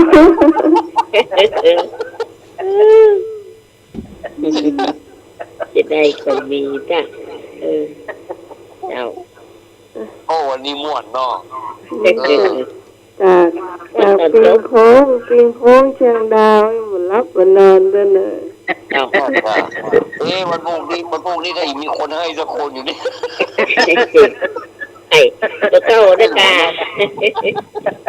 ให้หัวดีแต่เจ้าละให้หัวไปเจ็บท้องเจ็บไส้ไปโทรมาแถม เจ้าอะไร วันนี้ลูกพักผม ฮะ ขอมาอากาศนะพักคนใหม่เนี่ยนั่งอยู่มีลูกพักมาใหม่เนาะ เจ้าวันนี้เอาเวลาก่อนนะ ลงคุณกันนะเด้อ ก็โดนเตะหางอ่ะแตกหยาบ อย่างแตกเงียบเจ้า มาถ้าเปรี้ยวมาได้เรื่องเราตีลื่นไปเลยไป หมดเวลาแล้วเนาะ วันนี้อนุญาตพิเศษ ถึงเวลาลาหรือยัง เจ้า ลาแล้วเนาะเจ้าก็ไปสาธาอาจารย์เด้อไปสาธาทั้งวัดไปสาธานิพนธ์เจ้าได้หวยมาจกเลยเนาะวันนี้น้องไหม เจ้า ไอ้หนุ่ยตัวหนุ่ยไอ้นึกตัวหนุ่ยผู้ข้านที่ประลับนอนเนอวันดีเจ้าตอนหน้าพระใหม่เนอเจ้าวันดีเจ้า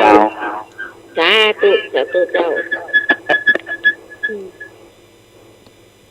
วางได้เนาะ อาจารย์วางแม่บุญกรรม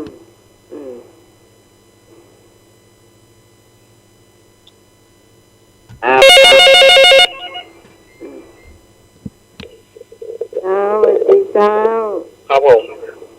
วันนี้อาทิตย์นี้เอามาลากันก่อนเนาะวันอาทิตย์หน้าเขาก็มาปะกันใหม่ เจ้า ตอนนี้ขอให้ทุกท่านทุกคนรับดีฝันดีปลอดโรคปลอดภัยเหมือนกันทุกคนนะครับผมกราบนมัสการท่านทวัดแล้วก็ท่านพระอาจารย์นะครับสวัสดีทุกสมัยแล้วก็ทุกท่านทุกคนด้วยครับสวัสดีครับผม เจ้า พร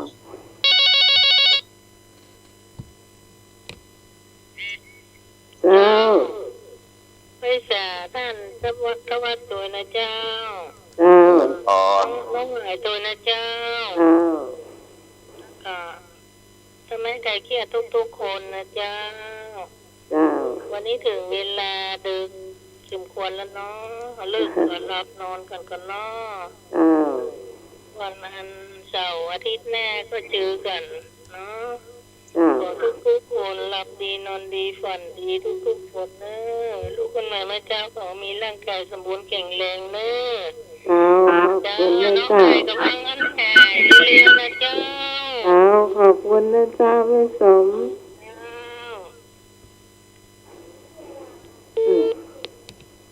ไอ้หนุ่ย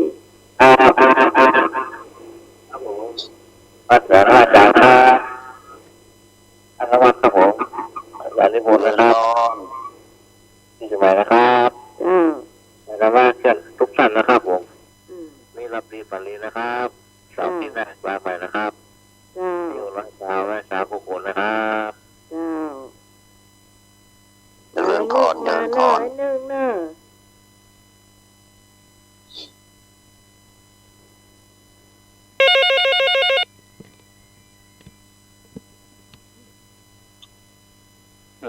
ได้เวลาแล้วเนาะ มีกรอยู่สัก3 บทนะครับ ก็เป็นกรวันนี้ก็มี7 ยอ 7 อย่าง การยิ้มแย้มบริสุทธิ์บนใบหน้าช่างนำพาใจเป็นสุขสนุกสนานการยืดหยุ่นก็อุ่นใจไปยาวนานมันซาบซ่านกว่าสิ่งใดในวิญญาหยิบยื่นให้ไม่ตันมีเอื้อเฟื้อได้จุนเจือให้แก่กันโลกหันษาการยินยอมเมื่อพลาดผิด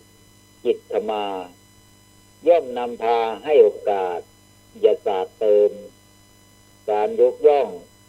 โมทนาปิยวาทย่อมนิพาทคนสนิทคิดส่งเสริมการยืนยันสิ่งดีงามทำเพิ่มเติมจึงจะเพิ่มความสุขล้ำนำชีวีต้องยืนหยัดความเป็นธรรมย้ำไม่ถอย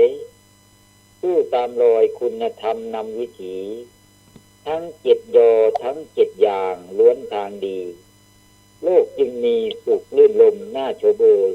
กราบนมัสการท่านผู้อำนวยการกราบนมัสการท่านอาจารย์ธวัฒน์แล้วก็เจริญพรโยมพิสมัยพร้อมทั้งคุณโยมสาธุชนที่เป็นคุณโยมที่ร่วมรายการธรรมะคลายเครียดทุกท่านขอเจริญพรกราบนมัสการครับผมนมัสการอาจารย์นิพนธ์นะเจ้า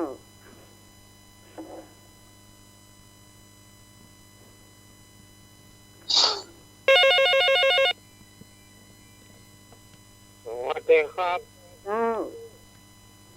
คืนนี้ผมขอให้ทุกท่านนะครับเจ้าขอมีความสุขกายสุขใจปราศจากโรคภัยไข้เจ็บทั้งหลายทั้งปวงนะครับสวัสดีครับโอ้สั้นง่ายเลยเจ้าเจริญพรเนอะเจ้าไผ่ที่ทำก็มีทำกระเจ้าคุณผู้ฟังที่มารับมานอนเสื้อโทรเข้ามาได้นะเจ้าช่วงนี้เจ้าช่วงสุดท้ายของรายการแล้วเด้อนะเจ้า